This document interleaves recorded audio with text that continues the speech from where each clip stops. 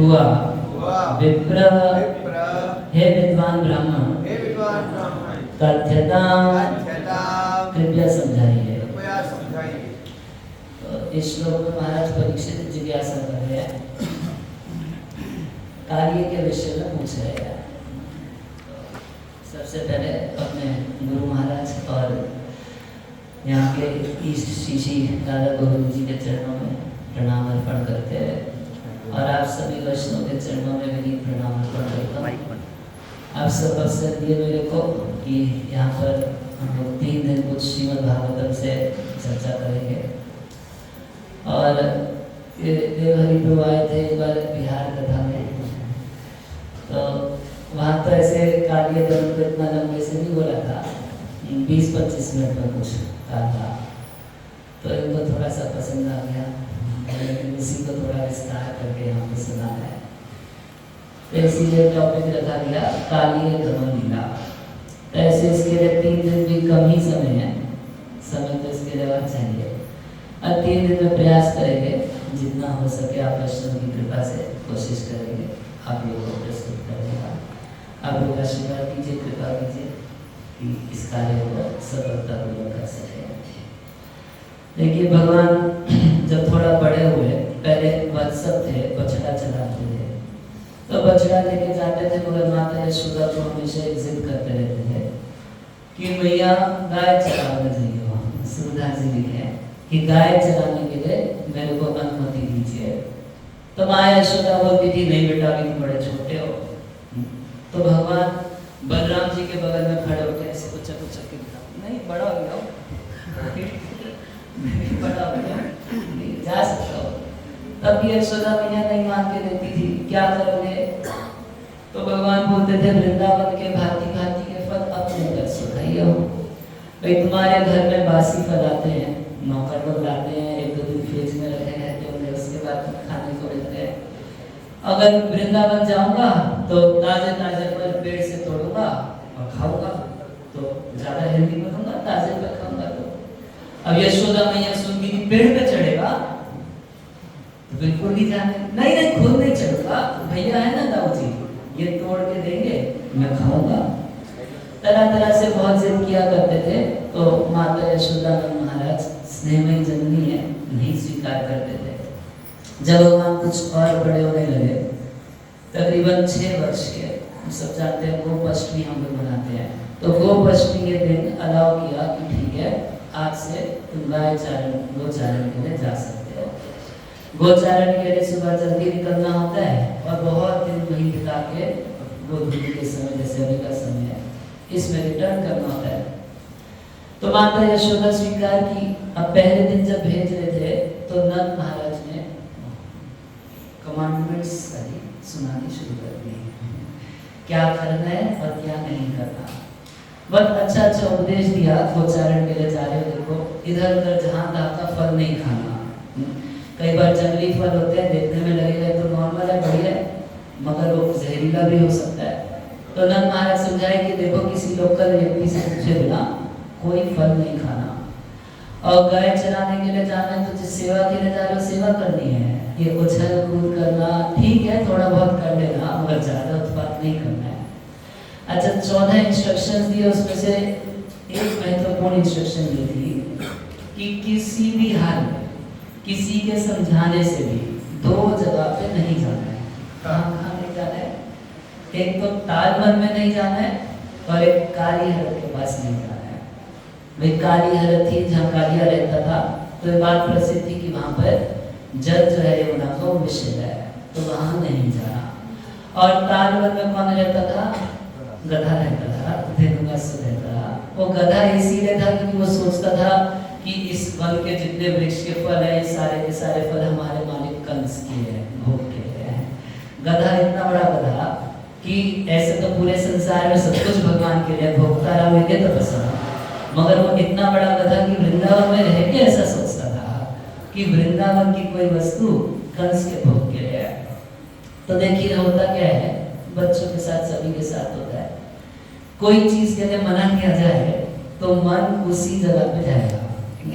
तो नंद महाराज 2 जगह के लिए साफ मना किए थे, तालवन में नहीं जाना और काली हरत में नहीं जाना। अब नेचुरल किसी चीज के लिए आपको मना किया जाता है तो मन में जिज्ञासा होती है, क्यों मना करें, क्या है वहां पर, देखें तो जरा। तो भगवान गोचारण के प्रारंभ में ही तालवन में जाके धनु का संग्राम किया। और सुखदेव गोस्वामी आगे कथा सुनाते हुए बहुत शॉर्ट में बताती है कि कालिए का दमन किए और यमुना हरत को पवित्र किए। कारण क्या था कि अन्य सारी लीलाओं से बहुत ज्यादा दुखद लीला है कालिए दमन की लीला ब्रजवासियों के लिए। एक बार कालिए पे नाचना शुरू कर देंगे तब तो सब आनंद ही आनंद है, मगर उससे पहले जितना दुख ब्रजवासियों को हुआ भगवान का कालिए से भिड़ने में, उससे ज्यादा दुख की अभी तक कोई लीला सुनाए नहीं थे। तो बड़ा शॉर्ट में संक्षेप में सुना के आगे बढ़ने लगे। विलोक्य दूषिताम कृष्णम कृष्ण कृष्णहिना विभु तस्य विशुद्धम अन्विच्छन् सर्प तमुद्वासरत्। कह रहे हैं कि विलोक्य दूषिताम कृष्णा, विलोक यानी कि देखे, क्या देखे, दूषिताम कृष्णा। यहाँ 3 कृष्ण की चर्चा कर रहे हैं। पहला कृष्ण कौन, विलोक्य दूषिताम कृष्णा, कृष्णा मतलब जो काला, काली यमुना का जल भी काला है और कृष्ण की प्रिया है, इसलिए यमुना का एक नाम भी कृष्णा है। तो विलोक्य दूषिताम कृष्णा, उस कृष्णा को, यमुना को दूषित देखे। किससे दूषित, कौन देखा, तो कृष्णा, भगवान श्री कृष्ण देखे। अच्छा, कौन दूषित किया था, तो कृष्णा, कृष्णा अहिना, अहिना मतलब सर्प, काला जो था, सांप जो बहुत काला था, क्या नाम था उसका, काला ही नाम था उसका, कालिया, उसको यही नाम से पुकारा जाता था। तो विलोक्य दूषिताम कृष्ण कृष्ण कृष्णाहिना विभु, वो सर्वशक्तिमान भगवान है, अनेक प्रकार से वो कालिया का दमन कर सकते थे। कह रहे तस्य विशुद्धम अन्विच्छन्, भगवान जब देखे काली हरत को कि जल दूषित है तो मन में इच्छा है कि ये यमुना क्लीनिंग का प्रोजेक्ट किया जाए। पहले वन का क्लीनिंग किए थे, जंगल का क्लीनिंग किए जब धेनु का सूर को मारे, तालवन का, तो अब सोचे कि नदी का क्लीनिंग किया जाए। तो तस्य विशुद्धम अन्विच्छन् सर्पम तमुद्वासरत्, कह रहे इस तरीके से जब भगवान के मन में इच्छा आई तो सर्प को भगा दिए। हो क्या लीला, कालिया दमन हो गया ना। वो कालिया यमुना में रहता था, विष पिला रखा था और भगवान की इच्छा हुई कि यमुना क्लीनिंग किया जाए तो भगवा दिए। तो सुखदेव गोस्वामी बस इतनी लीला सुना दिए, इतने में काम चलेगा। परीक्षित महाराज जैसे श्रोता नहीं थे, यहाँ सुनाइए सुनाइए। कई बार भागवत कथाएं होती हैं तो लोग बोलते हैं कि 7 दिन में आप संपूर्ण भागवत सुना लीजिए। तो संपूर्ण भागवत क्या मतलब, पूतना आई, कृष्ण को दूध पिला रही थी भगवान स्तन के साथ, उसका प्राण भी पी लिया, उसका हरि बोल हो गया। तृणाव्रत आया, भगवान कोड़ा के लेके चले गया, उसका हरि बोल हो गया। सट्टा सजाया, भगवान एक लात मारे, उसका हरि बोल हो गया। तो ऐसी सुनानी पड़ेगी। मगर जो प्रभुपाद जी कहते थे, जो भक्ति में जितना एडवांस होता है तो भगवान की लीला को ज्यादा विस्तार से सुनना पसंद करता है। नेचुरल है, उसे इंटरेस्ट का टॉपिक हो जाता है। जैसे कोई 2 बीमार लोग मिलते हैं, रोगी मिले रोगी से करे रोग की बात, जोगी मिले जोगी से करे जोग की बात। अब 2 रोगी मिल जाएंगे तो एक माता जी बोलेगी हाय हाय हमको बड़ा सर दर्द रहता है, तो दूसरी बोलेगी हमको कमर दर्द का क्या बताऊं। तो 2 रोगी मिल जाते हैं तो आपस में रोग की बात करते हैं, 2 जोगी मिल जाते हैं तो जोग की बात करेंगे। 2 रामदेव जी के चेले मिल जाएंगे तो एक ये प्राणायाम बताएंगे, कपाल भाती हो जाएगा, जोग की बात चालू हो जाएगी। तो रोगी मिले रोगी से करे रोग की बात, जोगी मिले जोगी से करे जोग की बात, और भक्त मिले भक्त से तो करे भगवान की बात। अगर 2 भक्त आपस में मिलेंगे तो क्या करेंगे, भगवान की बात करेंगे। और आगे भी है, मूर्ख मिले मूर्ख से तो गुस्सा मुक्काना। 2 मूर्ख आपस में मिल जाएंगे तो क्या करते हैं, मारपीट करते हैं, गाली गलौज देते हैं, यही काम करते हैं। तो परीक्षित महाराज को उतने से संतोष नहीं हुआ, तब आज जो श्लोक उच्चारण की उसको बोले श्री राजवाचा। श्री लगाने से आचार्यगण लिखते हैं कि जो कृष्ण कथा सुनने की लालसा से भरे होने की वजह से बहुत सुंदर दिखाई दे रहे हैं, शोभायमान है, बहुत शोभा दिख रही है, बहुत चमक रहे हैं। किस बात की चमक है? उनकी भक्ति की चमक है। वो जो उनको लालसा है कृष्ण के बारे में सुनने की, वो उनके चेहरे पे श्री से युक्त है। कह रहे कथम अंतर जले गाधे, अगाधे यानी अगाध जल, कथम अंतर जले, उस जल के भीतर भगवान उस सांप को कैसे दंडित किए, कैसे उसको कंट्रोल में किए। भाई भगवान है, षडेश्वरी पूर्ण है, उनके पास कोई काम करने के लाखों तरीके हो सकते हैं, ऐसे किए वैसे किए वैसे, कैसे किए ये बताइए। और कैसा कार्य कह रहे, सब है बहुयुगावासम, जो बहुत युगों से काली हालत में रहता था। बहुयुगावासम क्यों कह रहे हैं कि अगर लंबे समय नहीं रहता तो कब्जा पक्का नहीं होता है ना। किसी जगह पे आप 1-2 दिन के लिए आओगे तो कब्जा नहीं होगा, और 10-12 साल तक आप रह गए तो कब्जा हो जाता है। ऐसे कई पुरानी जगहें होती हैं जहाँ कोई किराएदार होता है तो रहने लगता है, किराया देता है, और 15, 20, 30 साल उसको रहते रहते हो जाते हैं, तो खाली करने का पैसा मांगता है क्योंकि इसका कब्जा हो जाता है। तो कार्य अगर 1-2 दिन रहा होता, 1-2 साल रहा होता, तो इतना पक्का कब्जा तो नहीं होता। मगर कह रहे हैं बहुयुगावासम, हम सुने हैं कि बहुत युगों से कालिया वहाँ रह रहा था। तो श्री जीव गोस्वामी लिखते भी कितने युगों से रह रहा, तो 24 चतुर्युग से वहीं पर रह रहा था। कितना? आप लोग सब भारतीय दिखाई दे रहे, तो समझ रहे हो कि चतुर्युग आप लोग समझ गए। सतयुग, त्रेता, द्वापर, कली मिला के 43,20,000 साल हुए, और ऐसे 24 बार बीत गया। इतने समय से कार्य वहीं रह रहा था। तो एक सवाल तुरंत उठता है कि बार बार द्वापर आया होगा, बार बार कृष्ण आए होंगे, तो तब देखे नहीं क्या नजर नहीं रही। तो इतने बार आए, 23 बार आए, तो यमुना क्लीनिंग का प्रोजेक्ट क्यों नहीं किए? उसका एक कारण आचार्य बता रहे हैं कि हर बार तो भगवान के अवतार आते हैं, अवतारी कृष्ण नहीं आते हैं। तो भगवान इंतजार करते थे, यदि अवतारी कृष्ण उद्धार करते तो मुक्त कर देते हैं केवल, मगर यदि अवतार आके करते उद्धार, मगर यदि स्वयं श्री कृष्ण आके, जो 28 चतुर्युग आते हैं, तो यदि स्वयं श्री कृष्ण आके उसका उद्धार करेंगे तो केवल उसको मुक्त नहीं करेंगे, उसको अपना पार्षद बना के नित्य सेवा में रखेंगे। तो भगवान सोचे कि वृंदावन में रहता है तो जाके सिर्फ मुक्त करना तो ठीक नहीं है ना, इसके साथ ऐसा इलाज करना चाहिए कि इसको पार्षद दे दिया जाए। तो बहुयुगावासम, अब 24 चतुर्युग रहेगा तो कितना जहर पिलाएगा? तो जहर भी उसी हिसाब से पिला। यथा आसीद विप्र कहते था, कहना चाहिए बताइए। विप्र कहने से मतलब है कि आप भगवान की लीलाओं के बढ़िया से जानकार हैं, विद्वान हैं, जानते हैं भगवान की लीला के रहस्य को, तो कहिए। ब्रह्मं भगवतस्तस्य भूम्ना स्वच्छंदवर्तिना, कह रहे कि हे ब्रह्मन, भगवान के द्वारा ये जो कालिये का दमन हुआ, इसको आप बढ़िया से सुनाइए। तो सुखदेव गोस्वामी बोले कि ये नहीं सुनाने वाली लीला है, संक्षेप में सुनने में ठीक है, बाकी लीला तुमको पता नहीं है, बाकी लीलाओं में बहुत दुख नहीं था। अब जब भगवान पूतना को मारे तो सिर्फ जो गोपियां वहां पे सामने थी उन्हीं को दुख हुआ, वही तो देखी कि कृष्ण को उड़ा के ले गया। तृणावत के समय भी उन्हीं को दुख हुआ। ऐसे अनेक असुर आते थे, अब वत्सासुर का वध किया तो केवल सखाओं को दुख हुआ, इधर गोपियों को तो पता भी नहीं था, माँ यशोदा को तो पता भी नहीं था।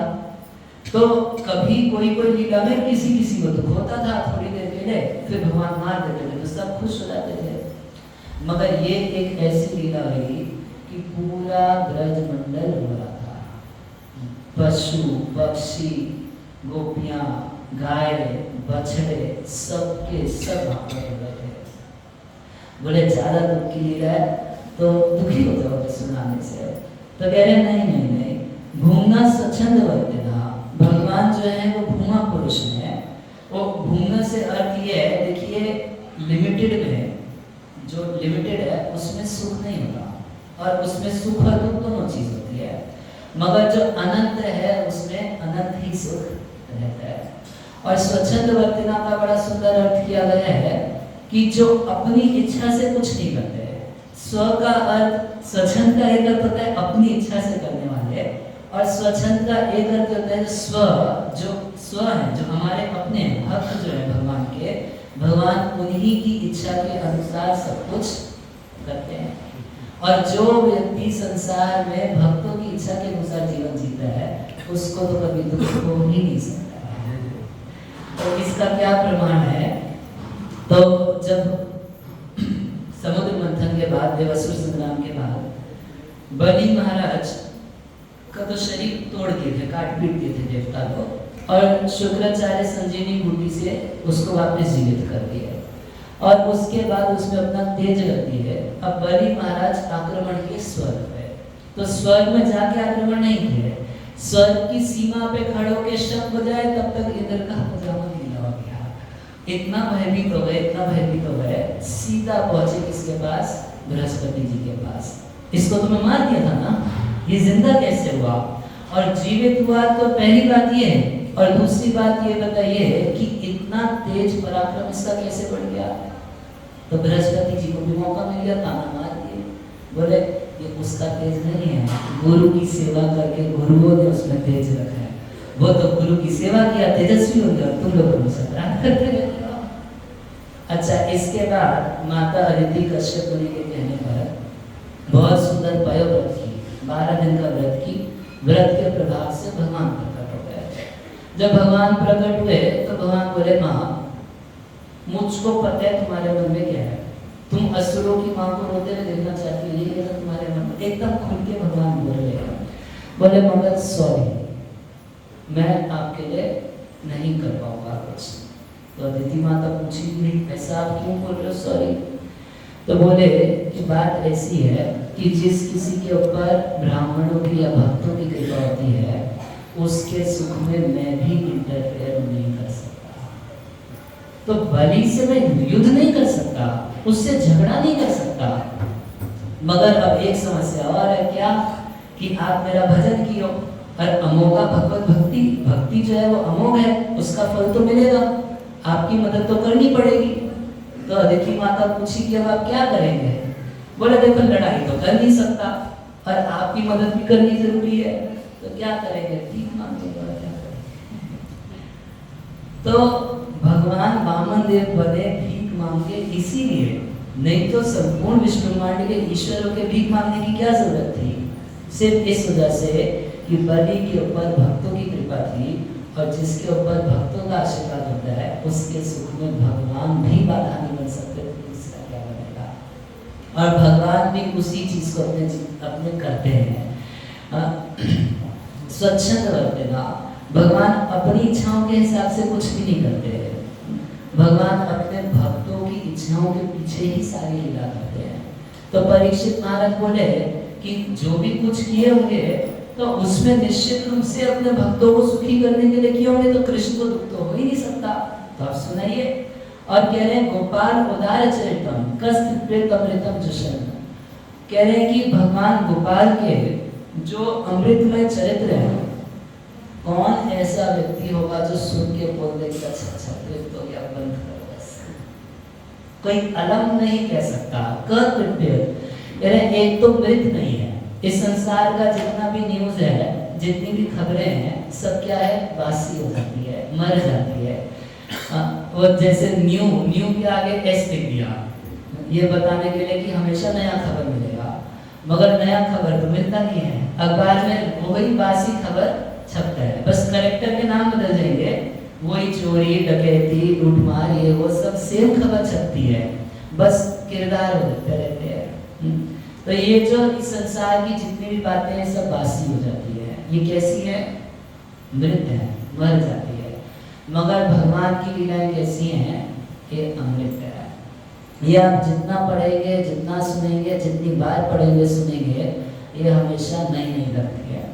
और विशेष रूप से श्री कृष्णदास कविराज गोस्वामी भक्तों के लिए बोलते हैं, कहते हैं ये लीला अमृत ने खाए यदि अन्न पाए, खूब जम के प्रसाद पाए जे लीला अमृत ने, इस लीला अमृत के बिना खाए यदि अन्न पाए, बढ़िया से महाप्रसाद चल रहा है मगर लीला कथा नहीं सुनते तो तबे भक्ते दुर्बल जीवन।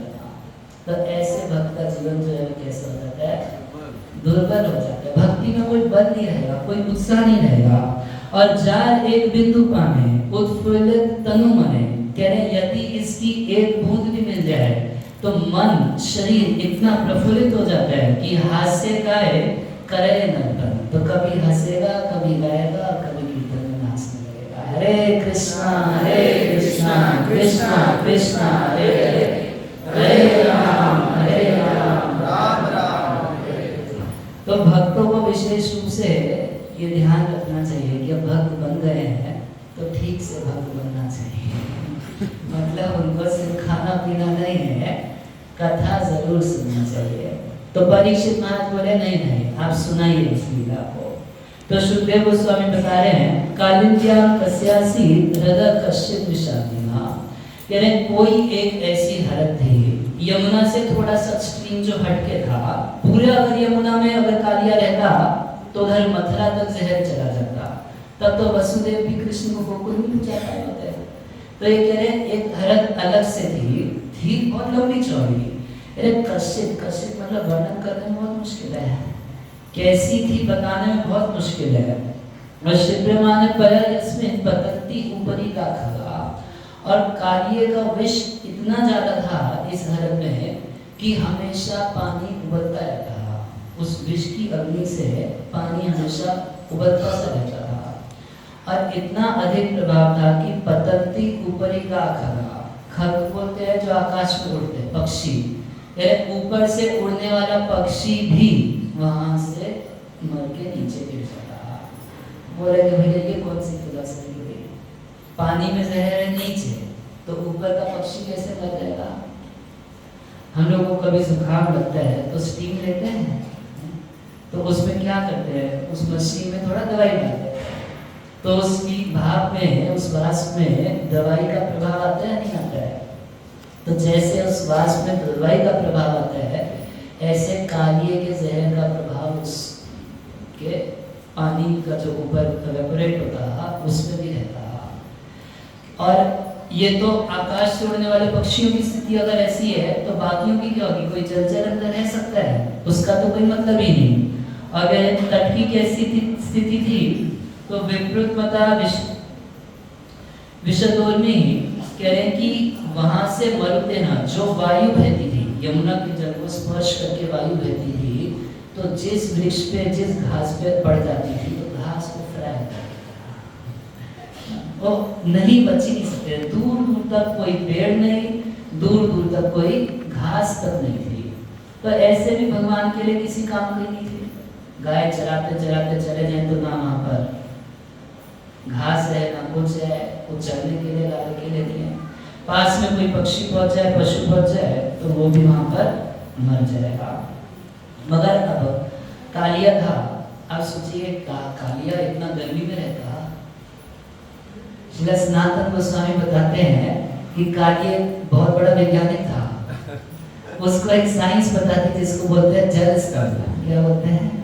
जल स्तंभ। जैसे हम लोग बर्फ जमाते हैं, अगर आप तो दिल्ली में रहे तो पता है वहाँ पे वहाँ जन्माष्टमी के समय जो लोकल टेम्पल्स होते हैं वो क्या करते हैं, बर्फ का महल बनाते हैं। बर्फ की सीढ़ियाँ डाल के उसे महल जैसा बनाते हैं। 6-7 दिन तक वो चलता है। क्यों? इतनी सारी बर्फ है तो जल्दी उतनी जल्दी नहीं पिघलेगा। तो जैसे हम बर्फ को जमा के जैसे पिलर या मंदिर बनाया तो बर्फ से भी ऐसा बनाया जा सकता है, बनाया जा सकता है ना।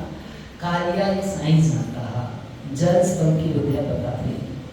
तो बाहर तो इतना गर्म रखा था सब लोग के लिए, और अंदर अपने लिए पूरा फुल्ली एयर कंडीशन करके रखा था।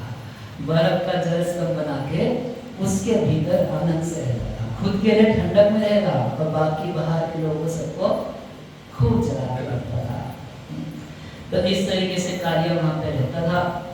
जब भगवान को पता चला कि इस तरीके से उसने जहर पिला रखा है तो तब चंड वेग विषबीजम अवेक्षतेन दुष्टपति चखल संयम अवतारा। कि भगवान 2 चीजों को देखे। क्या देखे? पहले देखे अवेक्ष्य, देखे कि चंडवेग, चंडवेग मतलब बहुत प्रभावशाली विष था। ऐसा विष था कि ऐसा नहीं जैसे मान लीजिए पानी गंदा हो जाता है तो आरओ मशीन ठीक कर देती है, और कितना TDS तक कर देगी, उसका कुछ लिमिटेशन होता है ना। 3500 6000 TDS अगर नॉर्मल आरओ मशीन में डालेंगे तो मशीन बैठ जाएगी, नहीं कर पाएगी। बड़ी बड़ी नदियाँ दूषित होती हैं, मशीनें लगाई जाती हैं, कुछ दवाइयाँ डाल दी जाती हैं, क्लोरोफॉर्म क्या क्या डालते हैं, स्विमिंग पूल में बनाते हैं ना, गोलियाँ डाल देते हैं, साफ हो जाता है। भगवान देखिए मगर चंडवेगा कितना इसमें इसको प्रोसेस करने पानी को, ये विष से खाली नहीं हो सकता। और दूसरी चीज क्या देखे भगवान, देखे कि सही मनन अवतार था।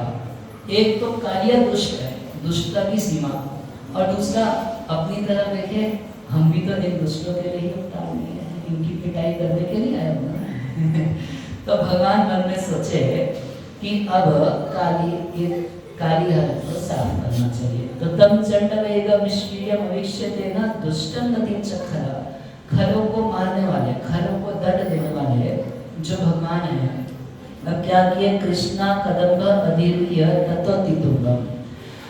अब भगवान को एक बहाना बनाना है, क्या, किसी तरह काली हालत पर जाना है। तो क्या बहाना है, अगर भगवान आइडिया दे दे चलो चलो आज खेलते खेलते वहां चलेंगे, तो कोई हाँ करता, कोई हाँ नहीं करता। वो नंद महाराज मना किए ना, कृष्ण वहां कैसे जाएंगे। तो भगवान ऐसा एक गेम चालू की है कि खेलते खेलते अपने आप वहां पहुंचेंगे। तो क्या खेल खेल रहे हैं कि एक सखा है गेंद मारेगा और गेंद मार के भागेगा, और जिसको गेंद मारा है उसको गेंद पड़ेगी, किसी और को मारेगा, ऐसे ऐसे करके खेलेंगे। गेंद से खेलना है, अपने को बचाना है, लग गई तो दूसरे को मारना है, ये खेल है। अब ऐसे करते करते हुआ क्या, श्री रामा नाम का भगवान का एक सखा है, उसका गेंद कृष्ण के हाथ में लगा। तो अब जानबूझ के जिस तरफ काली हालत थी उसी तरफ से, जैसे श्री राम यहाँ खड़ा हो तो इधर से जाके पीछे काली हालत है और देख के मारे, गेंद मारे।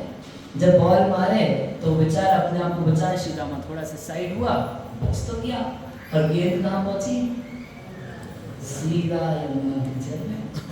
तब श्री रामा क्या किया, कृष्ण का खेता होता है ऐसे खेलते बांध देते थे कमर में, उसको पकड़ के बोलते हैं गेंद लेके आ, गेंद लेके आ। तो वहां बोले भाई गिर गई, मेरी गलती नहीं है। नहीं नहीं कृष्ण तू फेंका है तो तू ही लेके आएगा, देख दूसरे सखाओं की तरह मुझको मत समझियो, और वो लोग बर्दाश्त कर लेते हैं तेरी हरकतों को, बोलने लगेगा मैं नंद महाराज का छोरा हूँ, ये वो कुछ भी बोलेगा, तू मेरे साथ ये सब नहीं चलेगा, चल चल जल्दी से मेरा गेंद लेके आ। तो भगवान को तो खुद ही से अच्छा थी, तो क्या किए, कृष्ण कदम्बम भगवान एक कदम के वृक्ष के ऊपर चल रहे। तो पूछा क्यों चढ़े ऊपर, बोला गेंद लेके आऊंगा तेरी। अब तो सारे के सारे सखावा जुट गए, बोले नहीं नहीं नहीं नहीं कृष्ण तुम नीचे वापस आ जाओ, हमें कोई गेंद नहीं चाहिए, अगर तुम हमारे पास हो तुम्हारे पास सब कुछ है, तुम नहीं हो तो कुछ नहीं चाहिए हमको, वापस आ जा वापस आ जा। हम बोले नहीं नहीं मैं गेंद फेंका था मैं लेके आऊंगा। तो भगवान को तो करने था ऐसा, तो कदम के वृक्ष पे चढ़ गए। अच्छा अभी आप लोग सुने कि काली हरत के आसपास एक भी वृक्ष नहीं था, कोई घास नहीं थी, तो कदम का वृक्ष कहाँ से आ गया जिस पे जाके चढ़ गए है क्या, कदम का वृक्ष कहाँ से आ गया जिस पे चढ़ गए। तो कथा ऐसी आती है कि एक बार की बात है, गरुड़ जी जब अमृत का कलश लेके जा रहे थे तो इसी कदम के वृक्ष के ऊपर थोड़ा सा रेस्ट किए थे, तो अमृत की बूंद गिर गई उसके ऊपर, अमृत की बूंद गिर गई, इसमें जीवित रह गया, बाकी सब मर गए। एक कारण और आचार्य बताते हैं कि एक कदम के वृक्ष को पता था कि भविष्य में कृष्ण के चरण कमल मुझको मिले, तो कृष्ण मिलेंगे ये आशा उसको जिंदा रखनी, बाकी सब कृष्ण भावनामृत की जो आशा का बंधन, आशा बद समुद्र था कि कृष्ण एक दिन मिलेंगे, ये आशा ही जो है इतने जहर के बीच में भी व्यक्ति को जीवित रख सकती है। केवल ये आशा कि एक दिन कृष्ण मिले, एक लग वो वृक्ष जीवित रहा। भगवान उस वृक्ष के ऊपर चढ़ गए और चढ़ने के बाद जैसे बच्चे लोग डाई मारते हैं तो भगवान पहले खूब कर, अब बंदरों को देखिए आसपोटेगा, पहले तो आसपोटे अपना कमर कस लिए, बाल बाल सब बांध लिए, फिर अपना ऐसे ताल ठोके, आसपोटे ताल ठोके, और उसके बाद वृक्ष के ऊपर चढ़ के टहनी को खूब ऊपर नीचे ऊपर नीचे ऊपर नीचे करके खूब ऊपर जाके पानी में नीचे डाई मारे।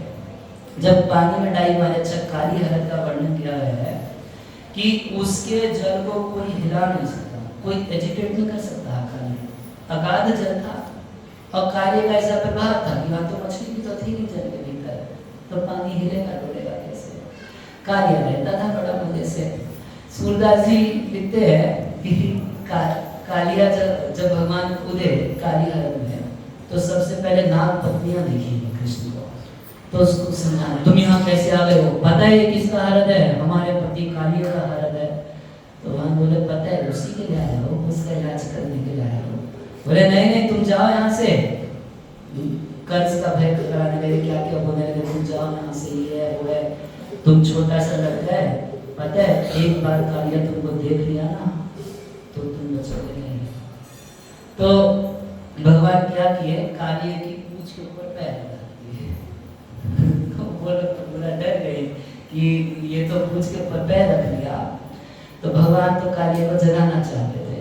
अब सर्प हृदय पुरुषसार निपात वेगः, जब पुरुषसार, पुरुषसार का अर्थ है जिस पुरुष के भीतर संपूर्ण विश्व ब्रह्मांड का वजन है, जिसके भीतर संपूर्ण ब्रह्मांड है।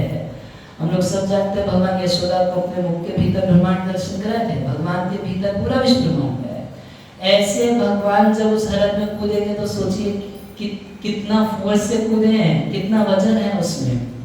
और पुरुषकार का एक अर्थ किया गया है कि जैसे कभी आपको आम का वृक्ष है तो किसी को वृक्ष ना दिखा के व्यक्ति में से एक आम दिखा देता है ना, तो वृक्ष का सार यह है। तो भगवान बोले कि बेटा मैं तेरे को पूरा फिल्म नहीं दिखाऊंगा, ट्रेलर दिखाया।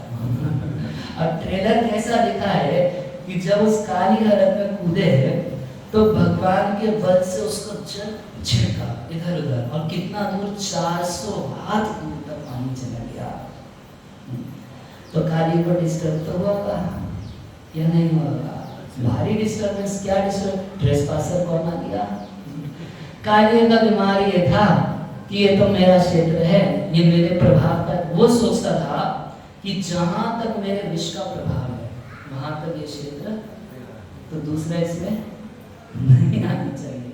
तो इस वजह से कालिया जो था बहुत डिस्टर्ब फील किया कि ये दूसरा कौन आ गया मेरे क्षेत्र में, इसका ये कहां से प्रवेश कर गया। तो बड़ा उसको दुख हुआ। तो अब दुख के मारे मुख से और विष निकलने लगा और धावन धनुषताम अनंत बरस से गिरता। सुखदेव गोस्वामी कह रहे हैं कि भगवान कूदे, पानी बहुत दूर दूर तक गया, और कह रहे हैं कि कृष्ण के लिए कौन सी बड़ी बात थी, ट्रेलर ही था, ये फिल्म नहीं थी।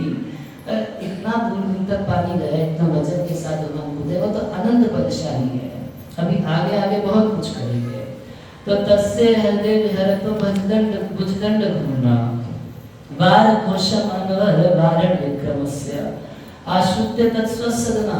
क्या अपने सदन में कालिया जब आश्रुत्य सुना, तो भारी आवाज सुना, और भगवान ने क्या किया, वहां कूदे, नीचे तक गए, फिर ऊपर आए, फिर जल में खेलने लगे। कभी इधर ऐसे हाथ मारते हैं तो पानी दूर दूर तक जाता है, और कभी पानी के ऊपर ऐसे म्यूजिकल इंस्ट्रूमेंट्स बजाना शुरू कर दिए। जाते ऐसे पानी के ऊपर भी कुछ इंस्ट्रूमेंट बजते हैं, तो पानी के ऊपर थप थप करके इंस्ट्रूमेंट बजा रहे हैं, कीर्तन कर रहे हैं आनंद से भगवान। तो कालिया देखा तो तब प्रेक्षणीय, बड़ा सुंदर वाला है, तो देखता रहा एक बार, बहुत देर तक देखता रहा। प्रेक्षणीय मतलब देखने योग्य है, इस संसार की बाकी चीजें तो देखने योग्य नहीं है। एक तो टेम्परेरी खूबसूरती है, एक दिन खत्म हो जाती है। और भगवान कैसा सुंदर है, तो भगवान परमानेंट सुंदर है। तो प्रेक्षणीय है, देखने योग्य है। ऐसे भगवान को कार्य देखा तो एक बार देखता रह गया। मगर जब हरकत देखा कि कोई डर नहीं इसको मुझसे, सब लोग डरते हैं मुझसे, ये छोटा सा बालक इसको मुझसे डर नहीं, और इतना आनंद से खेल रहा है। तो जो खल लोग होते हैं उनको दूसरे का सुख अच्छा नहीं लगता, तो इसको अमृष्य माना। ये देखा सुंदर बालक है, देखता रहा, बहुत देर तक देखता रहा, सुंदर इतने कि उसकी आंखें टकटका लग गई भगवान के ऊपर, मगर सुखी है ये उसे बर्दाश्त नहीं हुआ। एक कथा आपके बारे एक खलराज था। तो एक खलराज था, तो पास में जंगल में एक शेर रहता, और शेर वेजिटेरियन था तब तक तो कुछ मांस खाया नहीं था, और पास में रहता था गांव के बड़ा निकट रहता था। तो गांव के निकट रहता था और शेर कभी किसी मनुष्य को खाया नहीं था। तो जब खलराज था, एक बंदे सोचा कि ये शेर जो है इसीलिए मनुष्य को कभी नहीं खाया ना आज तक, क्योंकि इसको टेस्ट नहीं पता। यदि इसको टेस्ट पता चल जाएगा तो फिर खाएगा। तो अब इसके मन में ये था कि गांव के सारे लोगों को शेर खा जाए, उसके लिए क्या किया, खुद जाके शेर के पास चला गया। उसको मुझको खाएगा तो जीभ पे टेस्ट लग जाएगा, जब टेस्ट लग जाएगा तो खल उसको बोलते हैं जो दूसरे को दुख देने के लिए खुद को भी दुख में डाल दे उसको खल बोलते हैं। इतना खल था कि बाकी सब तो ठीक है, देखने में भगवान सुंदर दिख रहे हैं, तब प्रेक्षणीय सुकुमार घनावदातम, एकदम काले काले बादल के समान सुंदर है। शिवत्स अंकम, और पीतवासम, बड़ा सुंदर पीला वस्त्र, स्मिता सुंदर हास्यम, और मुख पे भगवान की हमेशा इस मुस्कान रहती है। और क्रीडतम अप्रतिभयम, अब उसको प्रॉब्लम किसकी हुई, खेल रहा है, और अप्रतिभयम, इसको किसी का भय नहीं है, और है बहुत सुंदर, देखने में अच्छा लग रहा है। कमलोदर अंग्रीम, एकदम सुंदर है, कमल के पुष्प के समान है।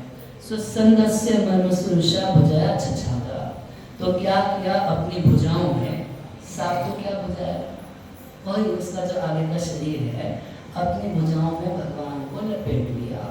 और संदर्श मर्मसु, मर्म बोलते हैं हृदय को, कोमल जगह जो है, भगवान की छाती पे डसने की कोशिश कर रहा था।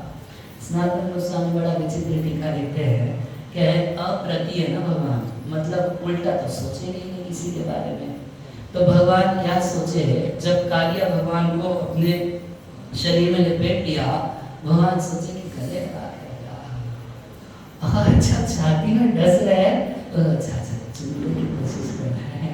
भगवान अप्रति है, किसी के दोष को देखते नहीं है। अब पूतना विष लगा के आई थी, हलाहल विष लगा के आई थी, भगवान ये नहीं देखे कि मुझको मारने के लिए आई थी, भगवान बस इतना देखे कि माँ का नाटक तो करनी थी ना, अरे गोपी ड्रेस पहन के तो आई थी, कम से कम बड़ा प्रेम दिखाई थी, सारा झूठा प्रेम था, हाय मेरा लाला, हाय मेरा बेटा कर करके एकदम भगवान को बोल रहे।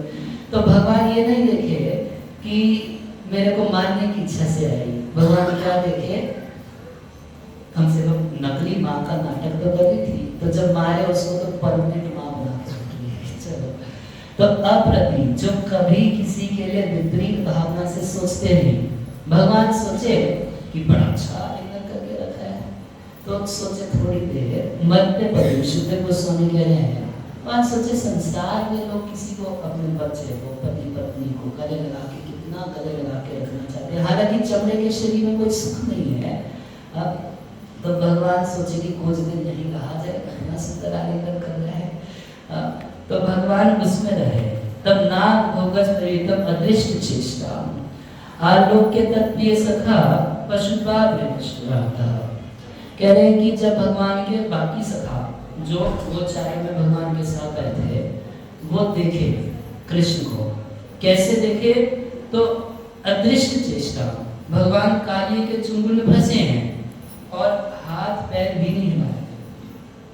वे ऐसा हो सकता है ना, थोड़ा अपने को छुटाने की कोशिश कर रहे हो, जैसे नहीं, भगवान को मेघनाथ बांध दिया, भगवान राम को नागपाश से, तो भगवान कोशिश कर रहे थे छुड़ाने की, ऐसे नाटक ही कर, वो भगवान बंधन में कैसे पड़ गया? तो कोई बोल सकता है नहीं बंधन थोड़ी ना था, भगवान तो नहीं छुड़ाने की कोशिश कर रहे थे, छुड़ा नहीं पा रहे थे, तब गरुड़ जी का मोह बढ़ा। तो यहाँ पर भगवान मतलब अदृश्य चेष्टा, कोई चेष्टा नहीं कर रहे, एकदम स्टैंड से आनंद में भगवान ऐसे है। तो प्रश्न होता है कि भगवान ऐसा क्यों किया? भगवान के सखा जब दूर से देखे वही बेहोश होके गिर गए, गाय देखी बेहोश होके गिर गई, बछड़े देखे बेहोश होके गिर गए। उनको लगा कि कृष्ण को गया, किसी से सहन नहीं हुआ। कृष्ण क्यों भाई ऐसा क्यों हुआ? तो कह रहे हैं कृष्ण अर्पित आत्मा स्विद अर्थ कलत्र कामा, कह रहे जिन्होंने अपनी आत्मा, अपने स्विद, अपना समस्त अर्थ, अपना परिवार, सब कुछ भगवान को मान बैठा था, उन लोगों के लिए भगवान के विरह में प्राण नहीं छूट जाएगा। जिन्होंने अपना सब कुछ भगवान को अर्पित कर रखा, तो दुख अनुशोक भय मूढ़ धियो निवृत्तो, तो दुख से अनुशोक से वो सारे के सारे निवृत्त वहीं गिर गए। कौन कौन गिर गए? कह रहे गावो, गाय गिर गई, वृषा बैल गिर गए, वत्स बछड़े तक गिर गए, क्रंदमाना सुदुखिता, सुदुखिता इतना दुखी थे कि रो रहे हैं, आंख से आंसू निकल रहे हैं, और कभी कभी आंसू ही नहीं निकल पा रहे, इतना शोक में थे कि आंखें सूख गई थी, आंसू निकलना चाहते हैं मगर आंसू निकल नहीं थे, ऐसी स्थिति। कह रहे कृष्ण नस्तेषणा भीता, डर के मारे नजर एकदम एकटक कृष्ण के ऊपर लगी हुई है, और रुदन्त्य एवं तस्थे है, तट पे खड़े हैं और रो नहीं रहे हैं, तो रुदन्त्य एवं रोने जैसे पड़े हैं। क्यों नहीं रो पा रहे? तो क्योंकि उनकी आंखें सूख रही है, उस शोक से आंखें ड्राई हो गई है, तो आंख से आंसू निकल नहीं, मगर पूरा रोने की हालत में है। अब इधर ये तो वक्त काल की हालत का सीन, अब उधर ब्रज का सीन का वर्णन कर रहे हैं। कह रहे अथा ब्रजे महोत्पाता, उधर ब्रज में क्या हुआ? महान उत्पात शुरू हुआ। देखिए कोई चीज अगर गड़बड़ होने वाली होती है तो प्रकृति कुछ संकेत देती है, जिसको क्या बोलते हैं? अपशकुन बोलते हैं, लक्षण तो है, मतलब अपशकुन बोलते हैं ना, अपशकुन सब लोग थोड़ा विश्वास करते हैं, जैसे कुछ तो बनावटी अपशकुन है, जिसको मान लीजिए किसी को छींक आ जाती है तो मान लेते हैं कि बहुत बड़ा अपशकुन हो गया कि छींक कैसे आ गई, मगर छींक का ऐसे कोई अपशकुन से संबंध नहीं होता है। मौसम बदलता है तो छींक आ जाती है, ऐसे बोलते हैं ना, छींक भी आ जाए तो थोड़ा रुक जाओ फिर जाना, रुक जाओ थोड़ा पानी पी के चले। कारण क्या भाई, मौसम में कुछ बदलाव होगा, तुरंत सर्दी से गर्मी में आए कुछ किए, या गर्मी से तुरंत सर्दी में गए, छींक आई है, थोड़ा बैठो पानी पी फिर चले जाना। तो कुछ चीजें ऐसी हैं जिसको बहुत अपशकुन से जोड़ दिया गया है, मगर एक्चुअली उसमें कुछ अपशकुन नहीं होता है। मगर यहाँ त्रिविधा, 3 प्रकार के अपशकुन दिखाई दे रहे हैं। कुछ तो पृथ्वी पर कैसे, जैसे भूकंप वगैरह है, और कुछ आसमान से कुछ टूटता उड़ता सब दिखाई दे रहा है, और कुछ है भूत वगैरह कुछ जीवात्माओं के द्वारा। जैसे कभी कभी ऐसा कुछ होता है, जैसे जब भगवान श्री कृष्ण इस तरह हमसे चले गए थे तो युधिष्ठिर महाराज कुछ अपशकुन देख रहे थे, कई अपशकुन देख रहे थे, उसमें से देख रहे थे कि कुत्ता या कोई पशु रो रहे हैं, ये देखे कि मूर्तियां जो है मंदिरों में, ठाकुर जी की मूर्ति नहीं, अन्य मूर्तियां जो है देवताओं की आदि, वो मूर्तियां रो रही थी, उनकी आंखों से पानी निकल रहा था। तो उनसे उनको अंदाज हो गया कि इस पृथ्वी पे कोई बहुत बड़ा अमंगल हुआ है, पृथ्वी का कुछ अमंगल। अमंगल क्या कि मंगल भगवान अमंगल आगे चले गए यही सबसे बड़ा अमंगल है। तो ऐसे ब्रजवासियों को यहाँ पे घर पे कुछ अमंगल दिखाई देने लगे। तो तान आलक्ष्य भय विद्ना, जब ये सब देखे तो भय से विद्ध हुए गोप नंदा पुरोगमा। अब सारे गोप नंद महाराज आदि सब मन में विचार करने लगे, और सबसे पहला विचार कहाँ जाएगा? देखिए जहाँ कहीं ममता होती है तो वहाँ अनिष्ट की चिंता बनी रहती है। जैसे कोई एकदम अपना प्रिय व्यक्ति होगा, उसको ट्रेन में बिठाएंगे, पहुंच के फोन कर देना, अरे पहुंच ही जाएगा, बस क्या फोन करना, नहीं पहुंचा तो वैसे ही फोन नहीं कर पाएगा किया, और अगर वो नहीं किया मतलब एक अनिश की चिंता बनी रहती है, हाय हाय कुछ होना चाहिए, हाय हाय कुछ होना चाहिए। तो तो जैसे ही कुछ अपशकुन देखे तो मन सीधे कहाँ गया, कृष्ण के पास। तो देखे घर में क्या कि कृष्ण तो घर में नहीं है मगर बलराम घर में है। तो ये एक चिंता का कारण और बन गया, बिना रामेण का कृष्णा, कि बिना बलराम के कृष्ण गए हैं। तो बलराम जी को माता यशोदा सेवा देके रखती थी। बलराम जी है तो सेवा है ना भगवान की, तो क्या सेवा थी उनकी, यही सेवा थी कि कृष्ण को डांट डपट के रखना। अगर किसी वृक्ष पे चढ़ने लगे, हे कृष्ण नीचे उतर, वरना माँ यशोदा को कंप्लेंट कर दूंगा। यदि यमुना में कूदने लगे तो बलराम जी की यही सेवा थी कि जाने नहीं देना है। और भगवान भी जानते थे कि अगर बलराम जी जाएंगे तो यमुना में नहीं कूदने देंगे, कदम के वृक्ष पे नहीं चढ़ने देंगे। तो मौका ऐसा ही देखे कि आज बलराम ना जाए तब मैं अपने हिसाब से करूंगा। और दूसरा एक बात ये भी थी कि साहब है ना, तो अघासुर का वध किए तब बलराम को नहीं लेके गए, काली को दंड दिए तब बलराम जी को नहीं लेके गए। सोचे कि ये भी अनंत शेष है, कई जाति का प्यार न हो जाए, हमारी जाति है, हमारी जाति का है, हमारा स्टाफ है, इसको मानना नहीं है, कहीं ऐसे ना लगे। तो बिना रामेण का कृष्णा, बिना राम के बिना बलराम के कृष्ण गए तो ज्ञाताचार्य तुंगपन, वो लोग और ज्यादा चिंतित हो गए और मन में क्या सोचने लगे, ते दुर्विते निधनम। मन में पहला विचार ये आया कि निधनम, आज तो कृष्ण जो अपशकुन देख रहे हैं इसका निधन हो गया, मान गया। मन में भगवान मर नहीं सकते, मगर ब्रजवासियों का सहज स्नेह ऐसा है कि वो भगवान को भगवान मानते का है। अगर भगवान आके बता भी देंगे, दिखा भी देंगे, तो भी नहीं मान पाते हैं कि भगवान है। जब भगवान गोवर्धन पर्वत उठा लिए तो बहुत बड़ा मीटिंग किए, नंद महाराज सारे गोप मिलकर मीटिंग किए, लगता है कृष्ण बहुत बड़ा देवता है। नहीं, शायद हो सकता है भगवान कोई बहुत बड़ा देवता, ये तो क्लियर हो ही है। तो देखो आज से नियम बनाना है कि अपना खड़ा हो, कृष्ण से उठवाना नहीं है। भाई बहुत भारी अपराध लगेगा ना, कोई बहुत बड़ा भगवान देवता हमारे घर में बच्चा बन के पैदा हुआ और हम अपना जूता उसके सर पे टंग मारते हैं तो अपराध लगेगा।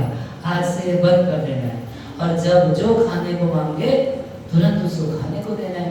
हर चीज पूरा मीटिंग में डिसाइड कर लिए।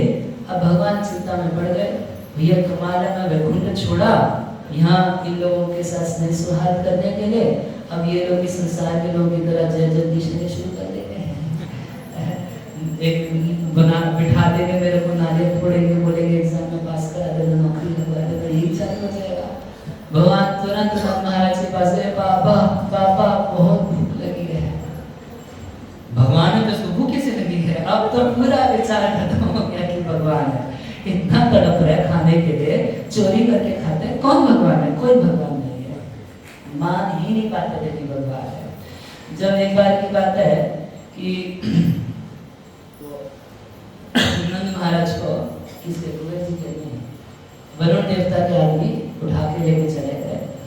तो नीचे गए जब जल के भीतर, तो वरुण देव बड़ा सम्मान किए कृष्ण का, बड़ी पूजा की है, नंद महाराज आंखों से देखे। वापस आए जब तो सारे गोपों को गोपियों को बताए कि उस दिन गोवर्धन पर्वत उठाया। फिर भी हम सोचे कि शायद भगवान नहीं है, ब्राह्मणों की कृपा से उठाया, भगवान नारायण रक्षा करते हैं, वो इसको बल दिए, क्या हुआ। मगर मैं देख के हैरान हो गया, ये साक्षात भगवान है। अरे इतना बड़ा देवता वरुण देव इसकी पूजा कर रहा था, क्या क्या उपहार से पूजा कर रहा था। तो सारे गोपों के मन में आया कि कृष्ण यदि तुम सच में भगवान हो तो एक बार हमको भी वैकुंठ दिखाओ ना। तो भगवान बोले, अरे मूर्खो, वैकुंठ छोड़ के यहाँ पर आए, यहाँ ज्यादा कुछ होगा तब तो उसको छोड़ के यहाँ पर आया ना। बोले चलो ठीक है दिखा देते हैं।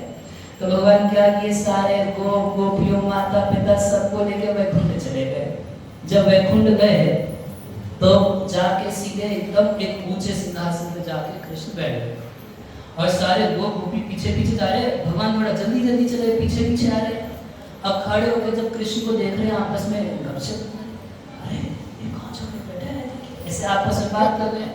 तब तक भगवान विष्णु के जो पार्षद थे वैकुंठ के, अरे तुम लोग गोप लोग कहाँ से आ रहे, ये वैकुंठ है, भाषण वाषण नहीं कर रहा है। अच्छा तो सब लोग आधे लोग चुप क्या, खड़े हो प्रणाम करो भगवान को। और सब सोच रहे हैं कि इसको प्रणाम करें। तो उन लोगों को तो समझ नहीं आ रहा कि इसको वैकुंठ है प्रणाम करो, तो कर नहीं लेते। तो वैकुंठ के पार्षद एक के गोप गोपी को यहाँ गर्दन से पकड़ के माथा जमीन पे दबा दबा के प्रणाम, टिकट कुछ पता नहीं है, आधे लोग उठा के। अच्छा तब तक यशोदा माता ऊपर देख रही है, कृष्ण बड़ी देर से बैठे हैं, भूख लगी होगी भाई। ब्रज में तो 2-2 मिनट में कुछ खाने को मांगते हैं, कभी यहाँ चोरी करने जाते हैं, वहाँ जाते हैं, कुछ खाएगा। और भगवान ऐसे बैठे हैं, कुछ बोल नहीं रहे, कुछ बात नहीं, कोई जवाब नहीं। नंद महाराज पूछ रहे हैं, भगवान के सखा बोल रहे हैं, कुछ कोई जवाब नहीं दे रहे। तब तक भगवान के सखा बोल रहे हैं, अरे सारा इससे अच्छा तो अपना ब्रज था, यहाँ पर तो हमसे बातचीत भी नहीं करता।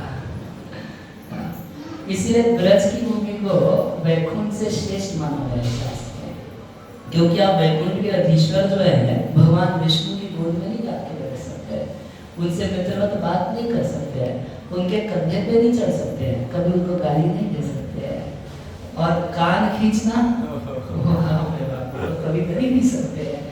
मगर ब्रज में उन्हीं भगवान को आप कान भी खींच सकते हैं। माता मोरे पुत्र भावे करे न बंधन, अतिहीन ज्ञान करे लालन पालन। माता यशोदा भगवान श्री कृष्ण को बांध देती है कभी कभी रस्सी से लेके। अच्छा पूछे यशोदा को क्या ज्ञान है, तो माता मोरे पुत्र भावे करे न बंधन, अतिहीन ज्ञान है। यशोदा को यही ज्ञान है कि मेरा बेटा 1 नंबर का मूर्ख है, यही ज्ञान है। तो भगवान को कोई ज्ञान नहीं है। माता मोरे पुत्र भावे करे न बंधन, अतिहीन ज्ञान करे लालन पालन, और सखा सखे भावे स्कंदे आरोहण। और भगवान के सखा कैसे हैं, शुद्ध सखा भाव है, कंधे पे चढ़ जाते हैं। कभी खेल में बाजी लगती है, जो हारेगा कंधे पे चढ़ाना पड़ेगा, तो कभी कभी भगवान हार जाते हैं। हारते तो भगवान के सखा बोलते हैं कृष्ण बाजी दो, कंधे पे चढ़ाओ, तो बोलने लगेंगे मैं राजा का बेटा हूँ। तो सखा बोलते हैं यही सब नहीं चलेगा, भगवान राजा का बेटा हूँ, ये सब नहीं चलेगा, खेल में सब एक समान होते हैं। तो भगवान बोलते हैं ना हम तो बाजी नहीं लेंगे। तो भगवान के सखा बोलते हैं तो ठीक है गेट आउट, हम लोग खेलेंगे। तब खेलने लगते हैं, तब कृष्ण सुबह मुझको भी खिला ले, देख बाजी देनी पड़ेगी।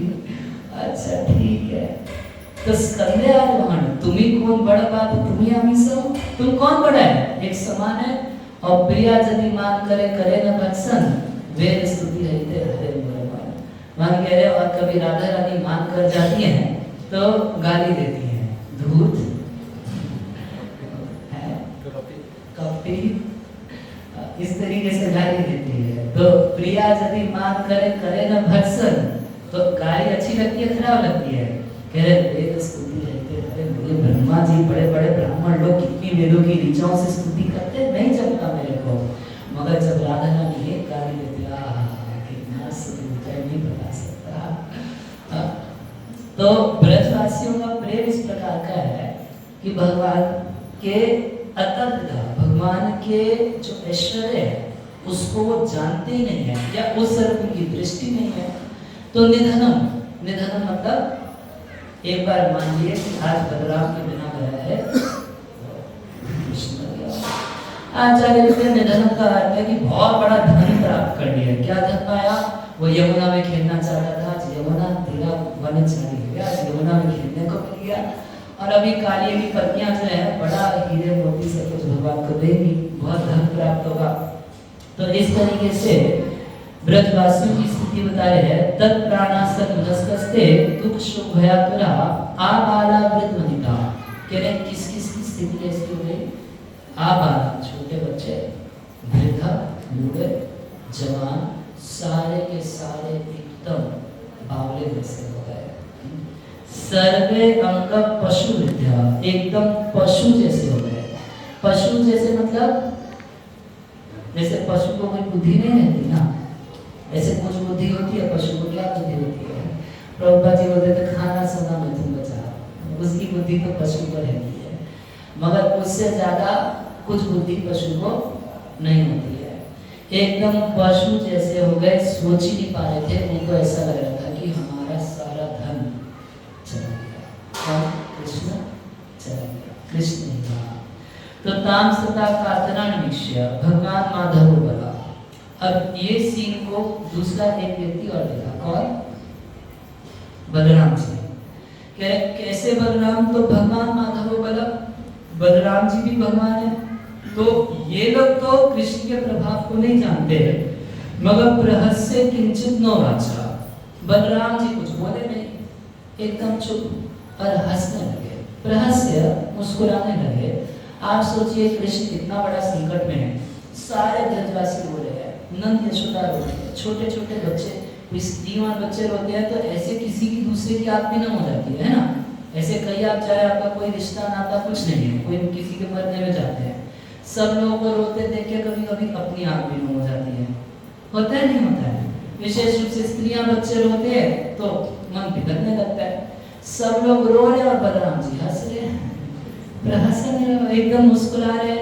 क्यों? तो प्रभाव के रुचस्य सहा, क्योंकि बलराम कृष्ण के प्रभाव को जानते हैं। और एक कारण ये भी है कि भगवान बलराम सोचे कि अगर मैं भी रहूंगा, ये लोग एकदम आज सोच लिए थे कि अब हम आत्महत्या कर लेंगे।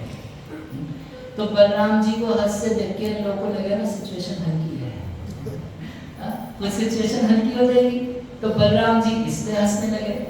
और चक्रवर्ती बात तो बड़ा सुंदर लिखते हैं, वो कहते हैं कि बलराम जी मन में सोचे, वाह भाई मैं भी अनंत शेष हूँ, स्पिरिचुअल बॉडी है मेरी, मेरे साथ तो कभी ना नहीं खेलते, उस कालिए के साथ खेलने के लिए खेलने को वही मिला। मेरा स्पिरिचुअल बॉडी है, मेरे पंख में मेरी गोद में सरक के सोते, मगर हमारे साथ कभी नहीं खेलते। और खेलने को मिला तुमको वो दुष्ट खल कालिया। तो बलराम जी सोच के मन में हंसने लगे। अब हुआ क्या, ये नहीं पता किसी को कि आज कृष्ण कहाँ गए। ये पता है कि गोचारण के लिए गए, ये पता है कि बलराम के बिना गए, मगर बता के थोड़ी ना जाते थे आज इस दिशा में जा रहे हैं, आज इस दिशा में जा रहे हैं। A to Z कुछ नहीं पता कि किधर गए हैं। तो तद अन्वेषमाणा दैतम, अपने प्रिय कृष्ण का अन्वेषण करने लगे, ढूंढने। और सूचता पाधई, भी कैसे पता चलेगा किधर गए कृष्ण? तो भगवान श्री कृष्ण ब्रज में कभी जूता नहीं पहने। जब पहली बार जा रहे थे गोचारण के लिए, तो माता यशोदा घर के बाहर भी गाय की पूजा कराए और उसके बाद कृष्ण को जूता पहनाने लगे। तो भगवान बोले कि ये बढ़िया सिस्टम चालू कर रही होगा। जिस संसार में कभी देखे हो कि मालिक सारे नंगे पैर और नौकर सूट बूट पहन के चल रहे हैं? देखे हो? ये क्या मतलब? गाय हमारी मालिक है, हम उनके नौकर हैं, मालिक सारे नंगे पैर। अरे भैया उनको इनबिल्ट जूता है, उनको अलग से जूते की जरूरत थोड़ी ना होती है। भगवान को नहीं समझ रहे, कह रहे मालिक है सब नंगे पैर और नौकर जूता पहन के सूट बूट पहन के जाएगा तो ठीक थोड़ी ना लगेगा। तो माता यशोदा के सामने कंडीशन लगे कि सारी गैया के लिए आप जूता बनवा दो, तो हम भी जूता पहन लेंगे। अब कितना जूता बनवाना पड़ता? 9 लाख गैया थी, तो कम से कम बाकी बहुत तरीके से गणना की गई है। एक जगह ऐसा बताया है कि हर नंद के पास 9 लाख गैया थी। नंद महाराज से उनके भाई थे ना, नंद उपनंद वो सब। और भगवान के पिताजी जो नंद थे उनके पास 45 लाख गैया थी। अब 45 लाख गैया के लिए जूता बनेगा कितना? 1,80,00,000 जूता बनाना पड़ेगा, तब जाके कृष्ण एक जोड़ी जूता पहनेगा। पहले तो संभव था नहीं। भगवान के मन में इच्छा थी कि इस पृथ्वी ने बड़ी कामना की है मेरे चरणों के स्पर्श की, तो अपने चरणों के स्पर्श से वृंदावन को अतीव पुण्य भगवान बनाया, अत्यंत महिमा मंडित बना दिए, वैकुंठ से ज्यादा श्रेष्ठ हो गया, क्योंकि भगवान वृंदावन में नंगे पैर चले। और एक कारण ये है कि भगवान नेचुरली राधा रानी का, किशोरी जी का सम्मान करते हैं। तो किशोरी जी के धाम में भगवान कभी जूता नहीं पहनते, एक नियम है भगवान का। जब भगवान रामचंद्र जनकपुर गए तो कैसे गए थे? विश्वामित्र मुनि का नौकर बन के गए थे, बॉडीगार्ड बन के गए थे ना भगवान। विश्वामित्र मुनि जा रहे थे, बोले कि जनक जी के यहाँ बहुत बड़ा ये धनुष्य के हो रहा है, तो उसमें चलना है। ये लोग तो आए थे राक्षसों को मारने के लिए, अब गुरु जी के सेवक हैं तो जूता थोड़ी ना पहनेंगे। तो एक तरफ राम जी बॉडीगार्ड थे, एक तरफ लक्ष्मण जी बिना जूता के। तो भगवान तो बहाना बना लिए, असली बात ये थी कि किशोरी जी का धाम है जनकपुर, तो वहां जूता पहन के कैसे चले जाएंगे? तो ये भगवान का आदर करने का तरीका है, वो कभी भी वृंदावन में से जूता धारण नहीं किए, बिना जूते के हमेशा है। तो अब ढूंढने में एक आसानी क्या हुई कि भगवान के चरणों की छाप जो है वो रास्ते में मिल जाएगी। मगर कैसे मिल जाएगी? अब 9 लाख गैया हो चाहे 45 लाख गैया हो, भगवान की गैया है, सखाओं की गैया है, इतनी सारी गैया है। जब गैया चलेगी, और कितना सखा है भगवान के, तो लाखों करोड़ों सखा हैं, जब वो लोग चलेंगे तो क्या भगवान के चरणों का निशान मिट नहीं जाएगा? मिट जाएगा या नहीं मिटेगा? मिट जाना चाहिए, मगर कोई गाय या कोई सखा कभी भगवान के चरणों के चिन्ह के ऊपर अपना पैर नहीं रखते। गैया आगे आगे चलती थी, आगे आगे गैया, पीछे पीछे और पीछे तो गैया आगे चलती थी और क्या करती थी कि जितना वहाँ पे कुछ कंकड़ वगैरह है अपने पैर से सब कुछ पाउडर कर देती थी कि कृष्ण को काटा ना छुए। वर्णन है कि राम जी को तो जंगल में बहुत बार काटा चुका, मगर भगवान श्री कृष्ण के चरणों में कभी कोई काटा नहीं छुआ। क्यों नहीं छुआ? क्योंकि गैया आगे चलती थी, अपने पैर से इतना कुचल के कि सब कुछ मुलायम पाउडर जैसा कर देती थी। और पीछे जो ग्वाले चलते थे तो वो लोग भी बड़ा ध्यान रखते थे कि कृष्ण के चरणों के चिन्ह के ऊपर अपना पैर नहीं देना, उसको लांघते कभी नहीं थे, ना कोई गाय लांघती थी। तो ढूंढना थोड़ा आसान हो गया, भगवान के चरणों के निशान हैं और सखाओं के इधर हैं, गायों के इधर हैं, सबके इधर उधर सब जगह मिलेंगे, मगर एकदम क्लियर भगवान के चरणों का चिन्ह मिलता है। वो भगवान के चरणों में कुछ स्पेशल है क्या तो पता चल जाएगा ये भगवान के चरण है। कह रहे भवन लक्षणे जगमु पदव्या यमुना तट। वो लोग यमुना के तट की तरफ चलने लगे। क्यों? कैसे पता चला कि किस दिशा में गए? तो उन चरणों के चिन्ह से पता चला। उस चिन्ह में कुछ निशानियां रहती हैं। हम लोगों के तो चरणों में फटी हुई एड़ियां बनेगी और ऐसे कुछ लिखा रहेगी। और भगवान के चरणों में बहुत सुंदर निशान रहते हैं।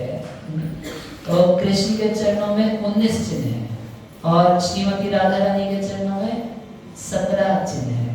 और चैतन्य महाप्रभु मिलित है ना, श्री कृष्ण चैतन्य राधा कृष्ण नाही नहीं, तो राधा और कृष्ण मिला के तो कितना हुआ? कृष्ण के 19, राधा रानी के 17, महाप्रभु के 32।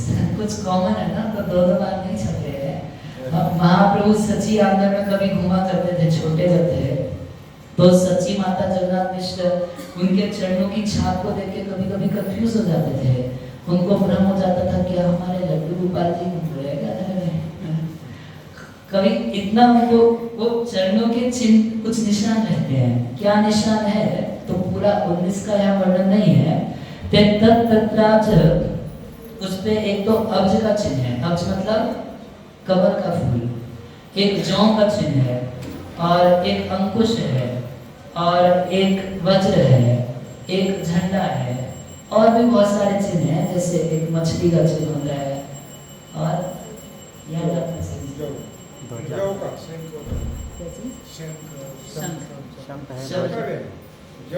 जौ तो बताया मैं, ध्वजा भी है, ध्वजा, एक यज्ञ देवी, एक रथ और मछली चक्र होता है, मछली होती है, और इन सारे चिन्हों का कुछ अर्थ होता है। ऐसे भगवान फालतू नहीं रखे हैं चरणों में, कुछ अर्थ है। आचार्य में लिखते हैं जैसे कमल का पुष्प का एक चिन्ह है भगवान के चरणों में, तो इसका क्या अर्थ है? जैसे कमल का पुष्प शीतलता का सूचक है कि जो कोई व्यक्ति भगवान के चरणों की शरण ले लेता है उसका जीवन भगवान के चरण शीतल कर देते हैं। इसलिए भगवान अपने चरणों में एक कमल का चिन्ह रखे हैं। अच्छा, एक जौ का चिन्ह रखे हैं। जौ किसका सूचक होता है?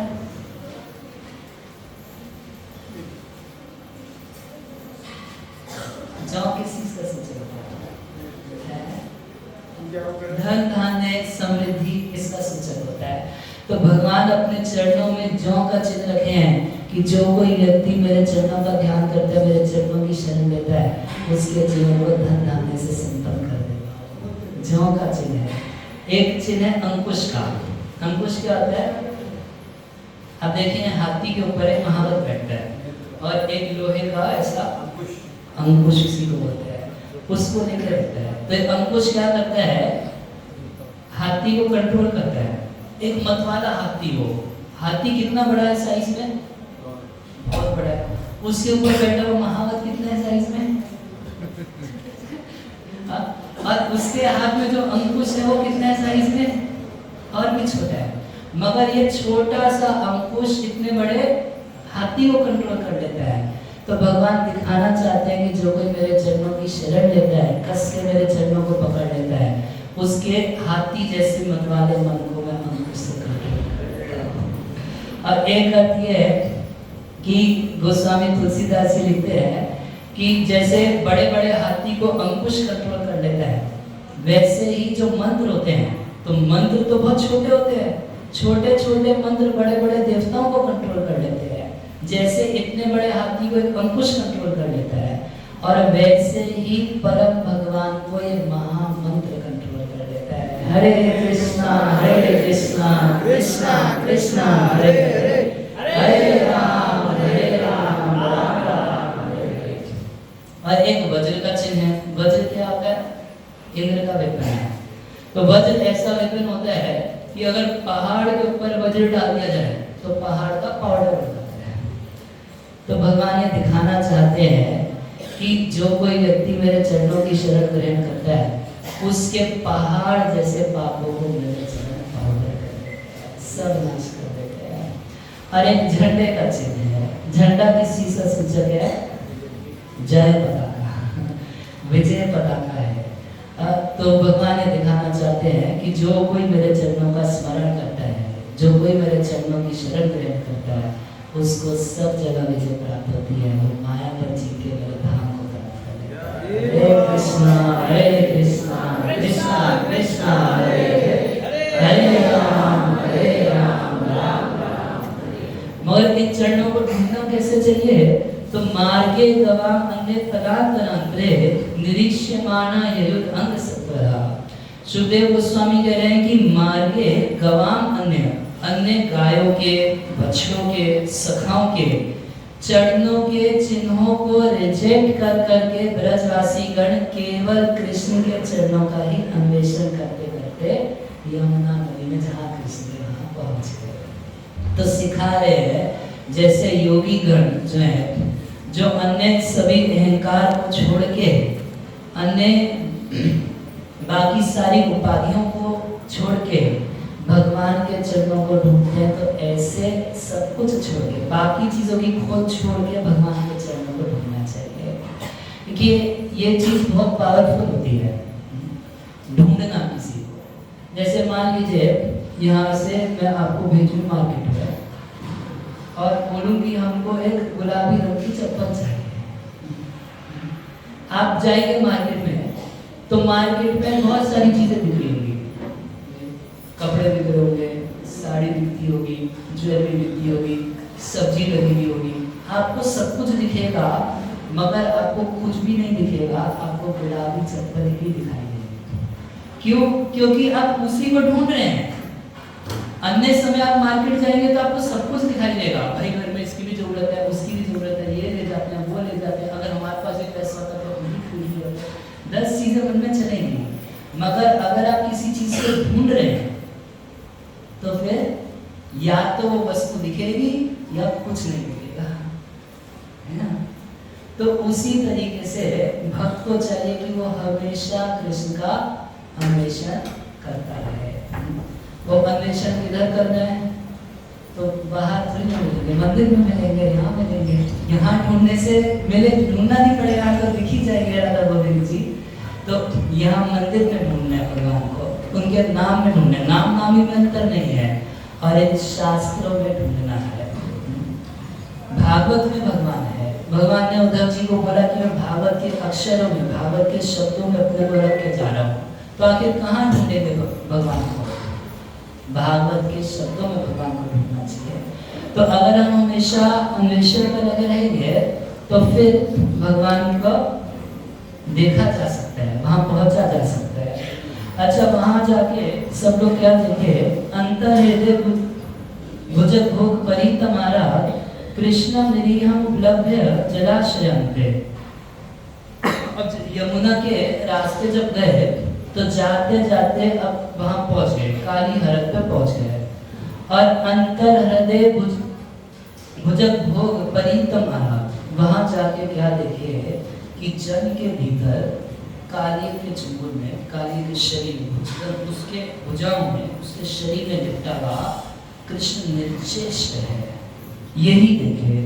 तो गोपाल समूढ़ परित पशुश्च, कह रहे कि वहां पर जो देखे वो तो मूर्ति हो ही गए, बाकी जो खड़े गोप थे, कुछ गोप पहले से भी थे, वो सब भी एकदम मूर्ति दिखाई। श्री राधा गोविंद जी की, श्री भगवान की। सारे ब्रजवासी पहुंचे, देखे कृष्ण को, बड़े खतरे में देखे। आप जानते हैं माता पिता अगर बच्चे को बुरी स्थिति में भी देखते हैं तो पहले इंक्वायरी कमीशन में उठाने जाते हैं। तो अब सीधा इंक्वायरी कमीशन चालू। भो बालका, अरे बालको, वृतांतावत कथायत, सारा वृतांत हमको सही सही बताओ। क्या पूछना चाहते हैं?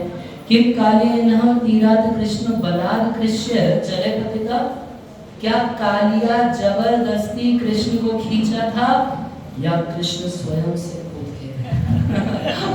पता लगाना कि किसका गलती है। देखो, कालिया खींचा तब तो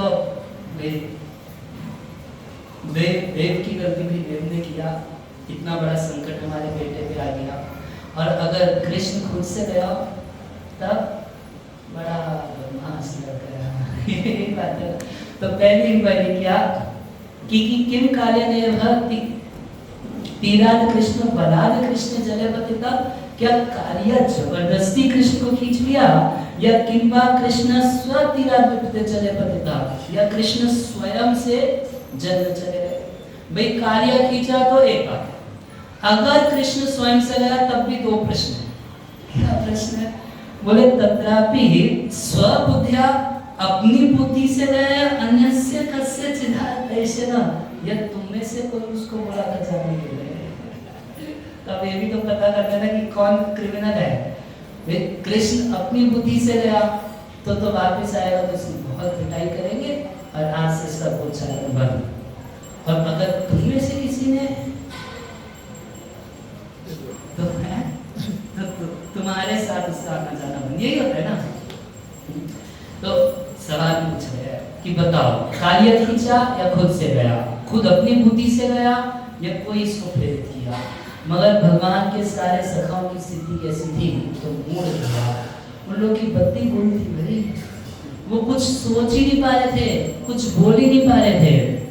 तो इतना सब वर्णन सबका किए, तो सबका दुख वर्णन कर रहे हैं। सबसे ज्यादा दुख किसको हुआ? उन गोपियों का वर्णन कर रहे हैं।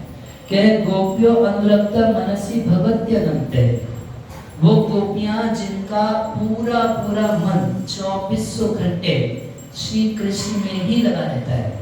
वो गोचारण के लिए जाते समय जब चले जाते हैं तो भी गोपियां उन्हीं का चिंतन करती रहती हैं। वो आते हैं तो उनको देखती हैं, जाते हैं तो वो उनका 2400 घंटा जिन कृष्ण में ही अनुरक्त है, मन उनका अनुरक्त है। ऐसी गोपियों का कष्ट का वर्णन कर रहे हैं। कह रहे हैं हालांकि कष्ट नहीं होना चाहिए, भगवती अनंत है, वो सुखदेव गोस्वामी ये नहीं चाहते कि परीक्षित महाराज ज्यादा दुखी हो जाए, तो बार बार कुछ ऐसे शब्द प्रयोग कर रहे हैं जिससे परीक्षित महाराज उसी में बह ना जाए। परीक्षित महाराज को ज्ञान रहे कि भगवान है, अनंत है। अरे जब वो अनंत बलशाली भगवान है तो कार्य उनका क्या कर सकता है? तो तत्सौहृदस्मित विलोक गिरा स्मरन्त्या। अब गोपियों की स्थिति क्या है?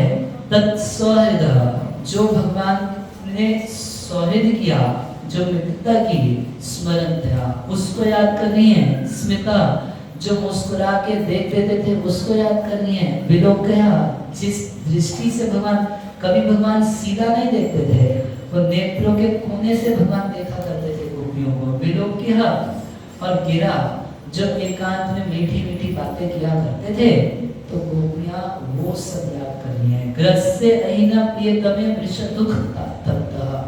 और हमारे बाकी सबके तो प्रिय होंगे भगवान, मगर इनके प्रियतम हैं, सबसे ज्यादा प्रेमवती हैं गोपियां।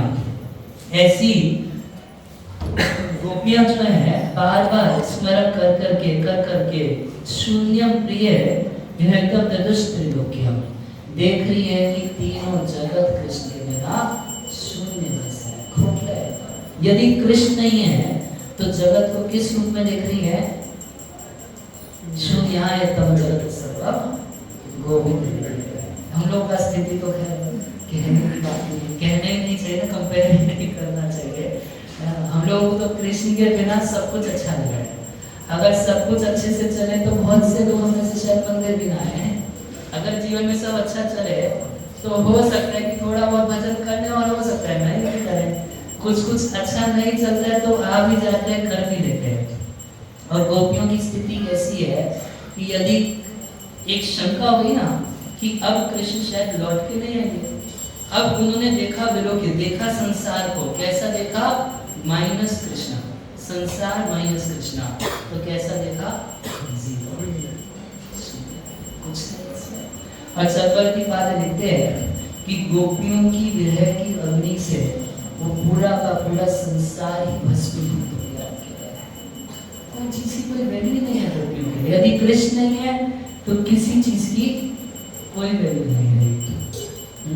तो इस तरीके से जो गोपीगण है उनके दुख का बड़ा विस्तार से वर्णन है। उतना विस्तार से कहने का समझ में नहीं आता। मगर गोपियों की स्थिति कैसी है? गोपी गीत में कहा गया है कि गोपियां कैसी हैं? अशुल्क दासिका। गोपियां कभी कोई शुल्क नहीं लेती ना, कृष्ण की सेवा करती है, मगर बदले में उनसे कोई सुख चाहिए? बदले में उनसे कोई दुख निवारण चाहिए?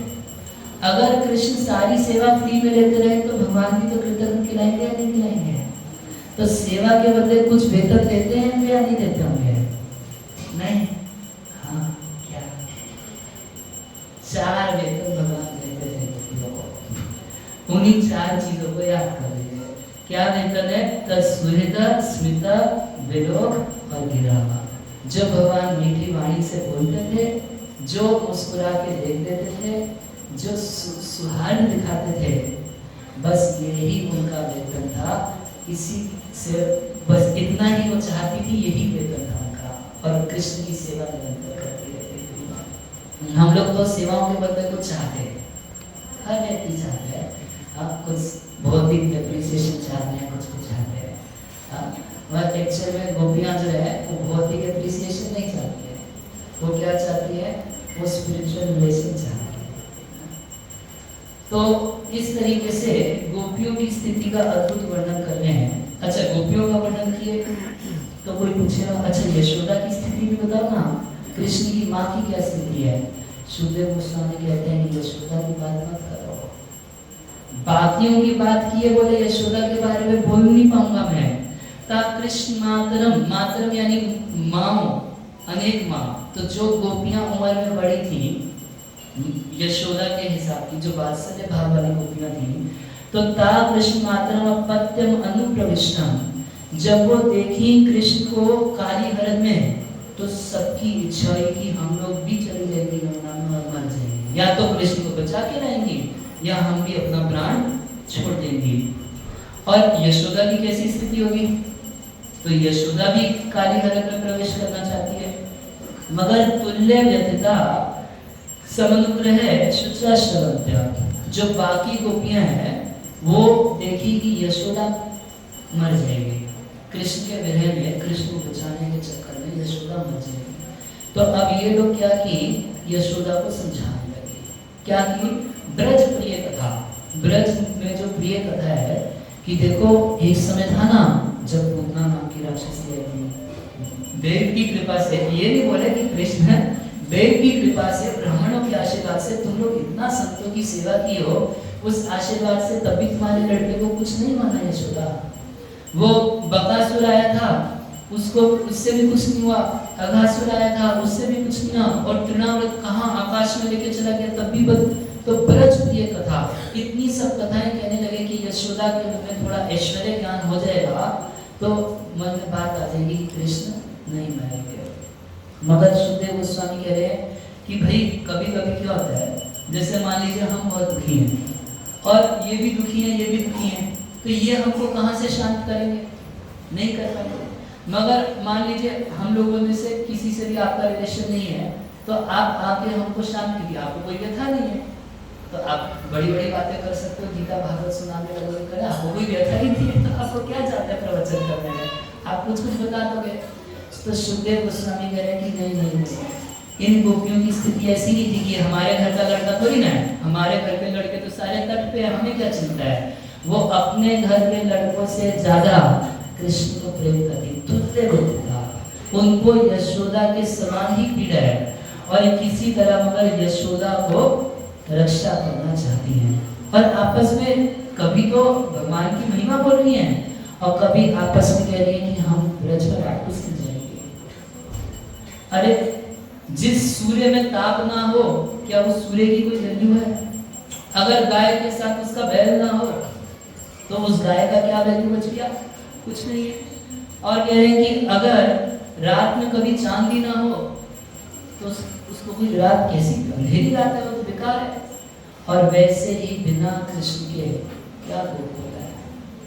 किसी को इच्छा नहीं है वापस जाने की। यदि कृष्ण नहीं है, यदि हाय हाय हम लोग कैसी हैं कि कृष्ण के बिना भी वापस गांव जाने की बार बार मन में आ रही है, वो खुद तुल्य व्यतिता है।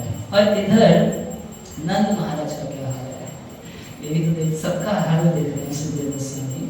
कह रहे कृष्ण प्राणा निर्विष्टो नंद आदि निक्षेप काम है।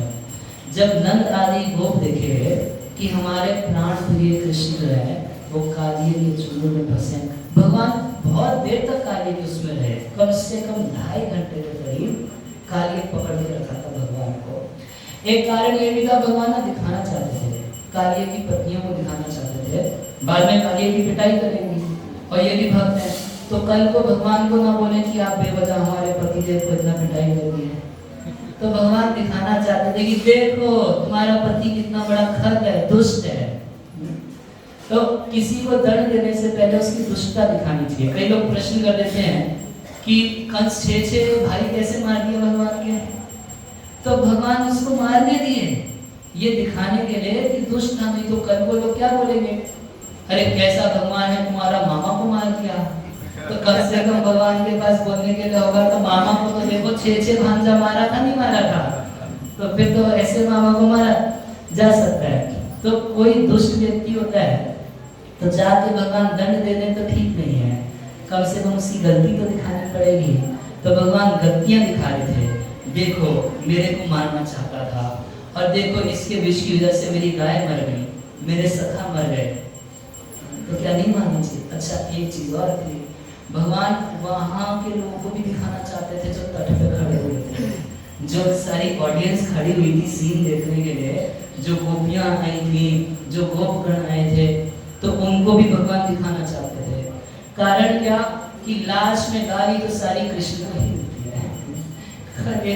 देवरी सुना रहे होंगे कि महाप्रभु संन्यास लेने से पहले एक दिन की बात है, गोपी गोपी जपना शुरू कर दिया, गोपी गोपी गोपी गोपी गोपी जपना शुरू कर दिया। तो जो बाकी कुछ पढ़ुआ लोग थे, स्टूडेंट लोग थे, बोले अरे ये क्या हो गया इसको, निमाई को, कल तक तो ठीक था, आज गोपी गोपी गोपी गोपी जप रहा है। अरे कौन से शास्त्र में लिखा है गोपी गोपी जपना चाहिए, कृष्ण कृष्ण जपना चाहिए? नहीं लिखा है ना। एक तो महाप्रभु अब राधा रानी के भाव में बोले, अरे कौन उस कृष्ण का नाम जपेगा? कैसा कृष्ण है पता है? वो बाली को पीछे से मार दिया, ऐसे कृष्ण का नाम जपेंगे? और वो बलि महाराज बेचारा सब कुछ उनको अर्पण किया, उसको रस्सी से बांध दिया, ऐसे कृष्ण का नाम जपेंगे? और आप सोचिए कि कौन अच्छा लग रहा है?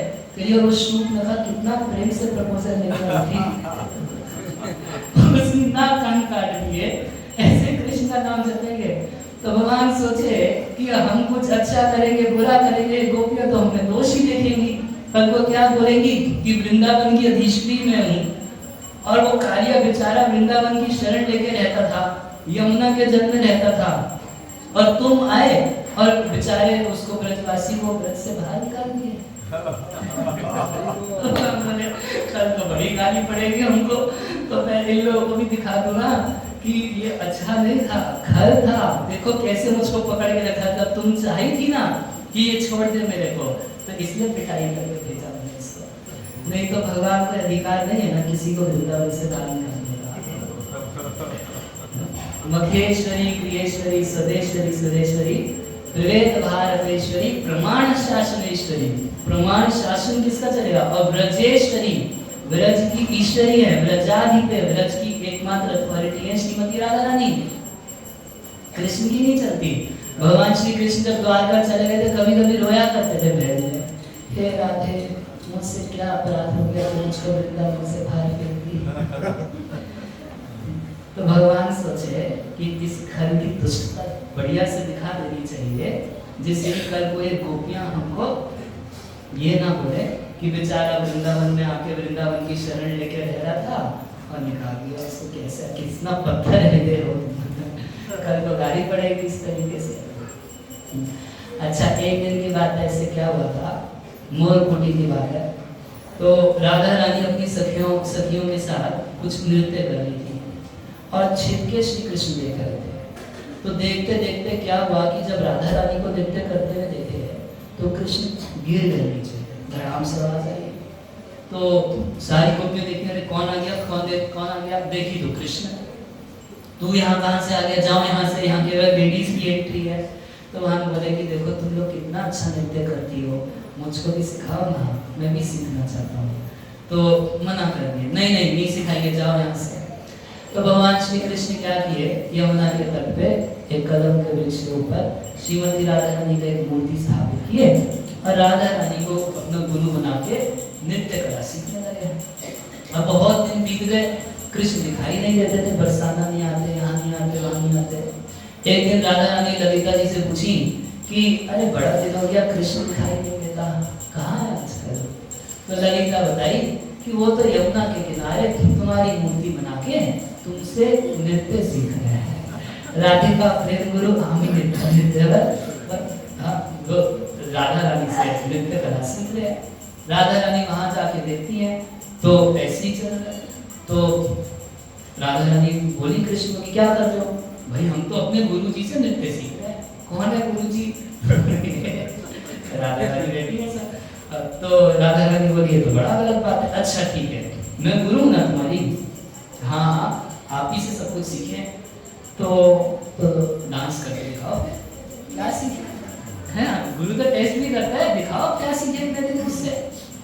तो वहाँ बोले तुम मेरे गुरु को ऐसा क्या समझ रहे हो? अरे ब्रजेश्वरी ब्रजाधिपे श्रीमती राधा रानी हमारी गुरु है, उनका चेला हूँ मैं, तो ऐसे क्या छोटी मोटी स्टेज पे डांस करके दिखाऊंगा? कोई बढ़िया स्टेज है, एकदम कमाल की स्टेज, तब आप लोगों को बढ़िया से नृत्य दिखाएंगे। तो अभी भगवान क्या किए, 2.5 घंटे कार्य उसमें फंसे रहे। क्या कारण? नाचना तो है, मगर कोई कलाकार अपनी कला दिखाना चाहता है जब तक ऑडियंस ना जाए। जिन ऑडियंस के लिए नाचना है उनका इंतजार चल रहा था, गोप आ जाए, गोपियां आ जाए, रन वाले सब लोग आ जाए, जब पूरा हाउसफुल हो जाएगा तब अपना नृत्य कला शुरू करेंगे। इसलिए आराम से एकदम 2.5 घंटे तक कार्य हरत में कार्य के चिंतन फंसे रहे। और इधर लोगों की स्थिति कैसी हो गई, तो कृष्ण प्राण निर्दिष्टो नंद आदि निश्चित नाम है। जब नंद आदि गोपगण देखे कि क्या स्थिति है, तो प्रसिद्ध स भगवान रामकृष्ण अनुभाव हुए। अब नंद महाराज भी काली हरद में कूदना चाहते हैं। तो यशोदा को तो बाकी गोपियां रोक ली, और नंद महाराज को कौन रोकेंगे? नंद आदि गोप जो जाना चाहते थे उनको बलराम जी रोक रहे थे। क्यों? क्योंकि राम कृष्ण अनुभाव हुए थे। कृष्ण के अनुभाव को जानने वाले भगवान राम जो है, बलराम जो है, तो वो रोक लेते। भाई कैसे रोक लेते थे? तो किसी को तो युक्ति से रोक लेते, समझा देते थे, किसी को बलपूर्वक हाथ पकड़ के रोक लेते थे, और क्योंकि स्वयं भगवान परमात्मा है तो किसी को आंतरिक प्रेरणा देके भी रोक लेते थे। अच्छा, बाकी सबको रोकना फिर भी आसान था, नंद महाराज को रोकना आसान था। बाप के सामने बेटा फंसा रहे से तो क्या स्थिति होगी? और इस संसार के बाद तो अभी जैसे कोरोना हुआ था तो बहुत सारे पिता और माँ छोड़ भी देते थे। वो समझ गए कि भैया इसको हो गया, इसको टच करेंगे तो हमारा भी हरि बोल हो जाएगा तो लोग छोड़ भी देते थे। मगर नंद महाराज एक तो चमड़े के शरीर से प्रेम कर नहीं रहे, वो तो स्पिरिचुअल भगवान से और सच्चा प्रेम। अब उनकी कैसी स्थिति रहेगी? तो वो बार बार यमुना में जाना चाहते हैं। तो बलराम जी समझाए उनको, अरे भो आर्य पदा, हे आर्य सुनिए, अनेन सर्व दुर्गाणि यूयम अंधस्य इति गर्ग वचन अस्ता। तुमको गर्गाचार्य के वचन याद है? गर्गाचार्य जब इसका नामकरण किए थे तो क्या बोले? अनेन सर्व दुर्गाणि, इसकी कृपा से सर्व दुर्गाणि, सारे कष्टों का, सारे जीवन की बाधा को यूयम अंजन दर्शिका, आप आसानी से, अंजन एकदम आसानी से सारी संसार की बाधाओं को इस बालक की कृपा से, इस कृष्ण की कृपा से आप पार कर जाओगे। आपको बात नहीं है? जब आप लोग अपने जीवन की समस्याओं को इसी कृपा से पार कर लोगे तो क्या इसको कालिया कुछ कर सकता है? सोचने वाली बात है नहीं है। नंद महाराज को कुछ समझ नहीं आ रहा। नंद महाराज कह रहे कि नहीं कुछ हो जाएगा, मैं तो जाऊंगा।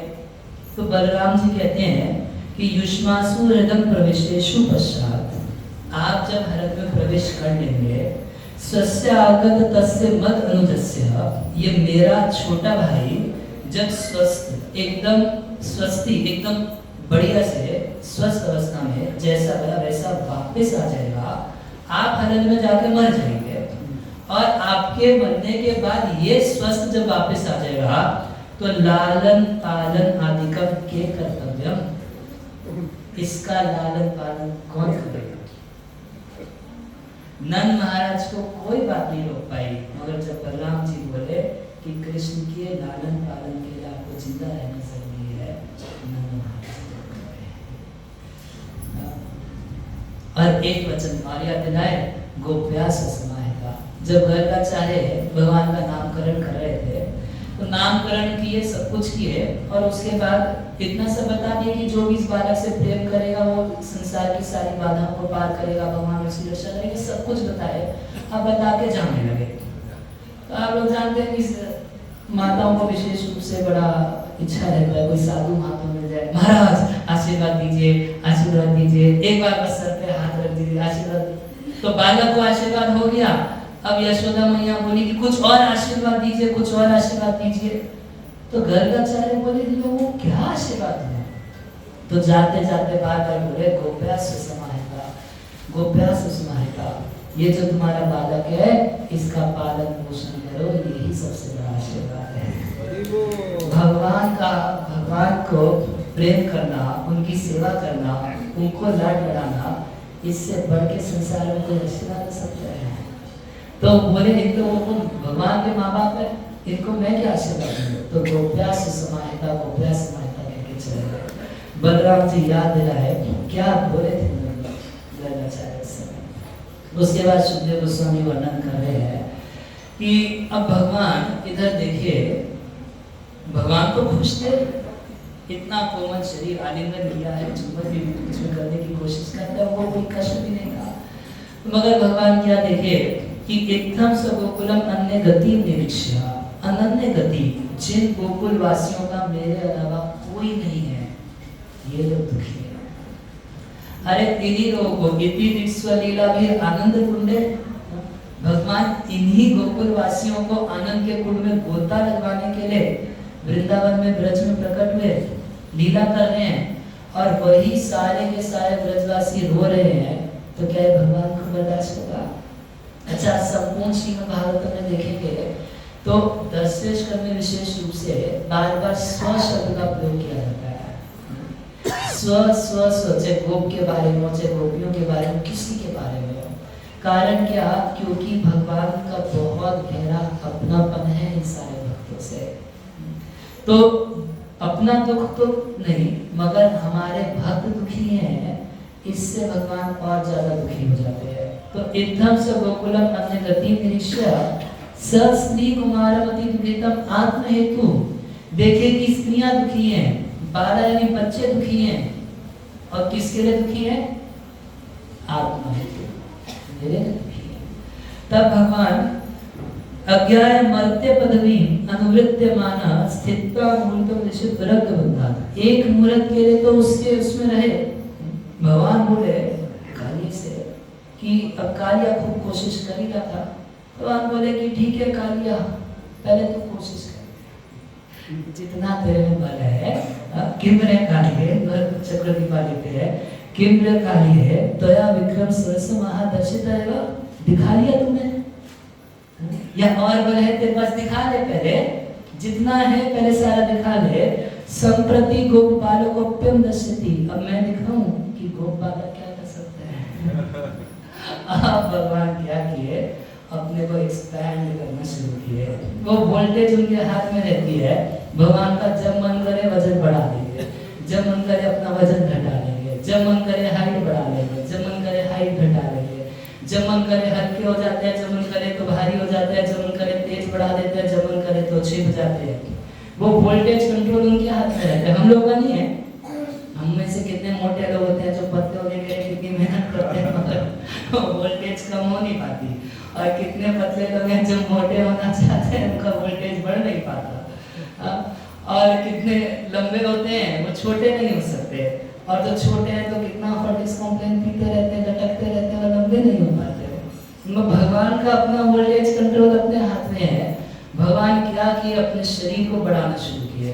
तो अब कार्य बहुत पक्का तरीके से बांधा था। देखिए ऐसे कृष्ण है, तो अगर इतना ही बांधा होता तो भगवान खोलते तो कालिया भी इसे थोड़ा खुल जाता, मगर कालिया बहुत अच्छे से लपेटा था, और जितना अच्छे से लपेटेगा तो अब जब भगवान इसको खोलेंगे, बढ़ाएंगे अपने शरीर को, तो उसका पूरा शरीर टूटता था। एकदम बड़ा कष्ट हुआ, बड़ा कष्ट हुआ, इतना कष्ट हुआ, इतना कष्ट हुआ। जब शरीर टूटने लगा तब फिर कृष्ण को छोड़ दिया। तो हम लोग का समय हो गया। मैं भगवान को बंधन में भी छोड़ना चाहता हूँ। तो एक बार आज की कथा कुछ हो रही है, भगवान बंधन से मुक्त तो हो गए हैं, मगर अभी नाचना शुरू नहीं है, कल नाचेंगे। कल जब भगवान नाचेंगे तो आप सब भी नाचेंगे। अरे वो जब भगवान नाचे तो सारे भक्त लोग भी जो थे वो भी नाचे, देवता लोग नाचे, सब बजाए, तो कल उसको सुनाएंगे। हरे कृष्ण। किसी का कोई प्रश्न? हरे कृष्ण। सवाल जैसे कि इसमें भगवान द्वारका में थे, तो रुक्मिणी कहते हैं कि भगवान बहुत वृंदावन का स्मरण करते हैं, रात को रोते भी है, तो हम लोग प्रयास करते हैं कि उनका वृंदावन का स्मरण नहीं होना चाहिए, इसलिए उनको बहुत खुश रखने का प्रयास करते हैं।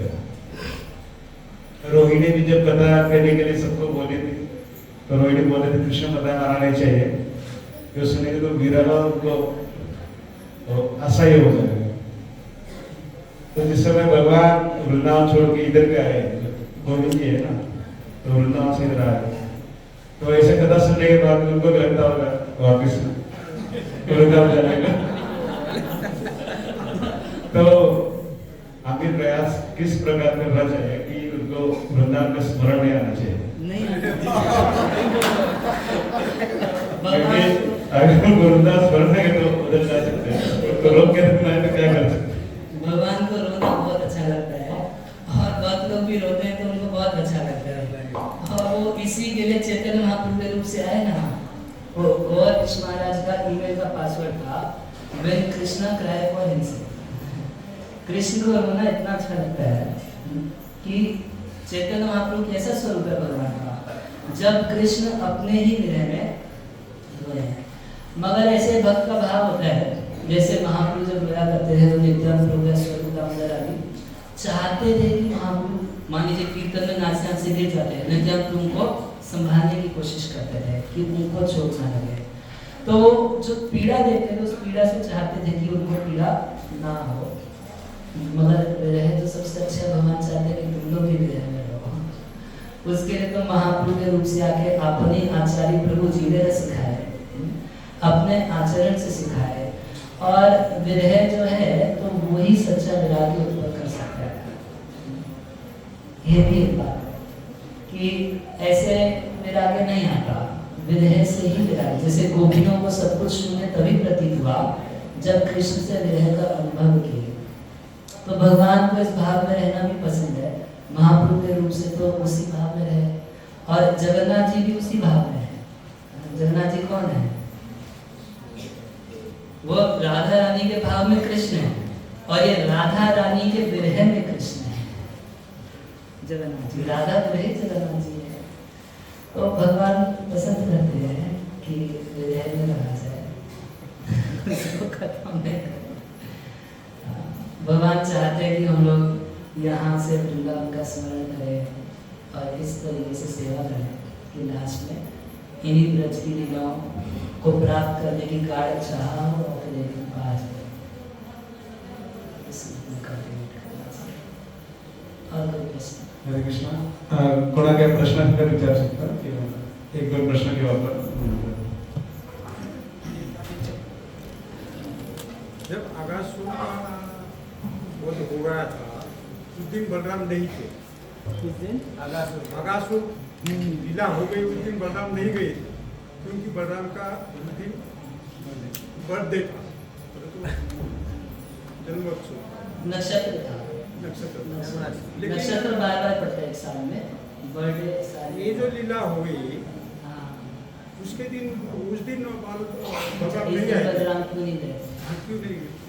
तो एक दिन भी ऐसा नहीं था कि बलराम के सिवा वो नहीं जाते, लेकिन उस दिन भी क्यों नहीं है? उस दिन तो किसी उत्सव में यशोदा मैया रोक लेती थी बलराम जी को, रोहिणी मैया रोक लेती थी।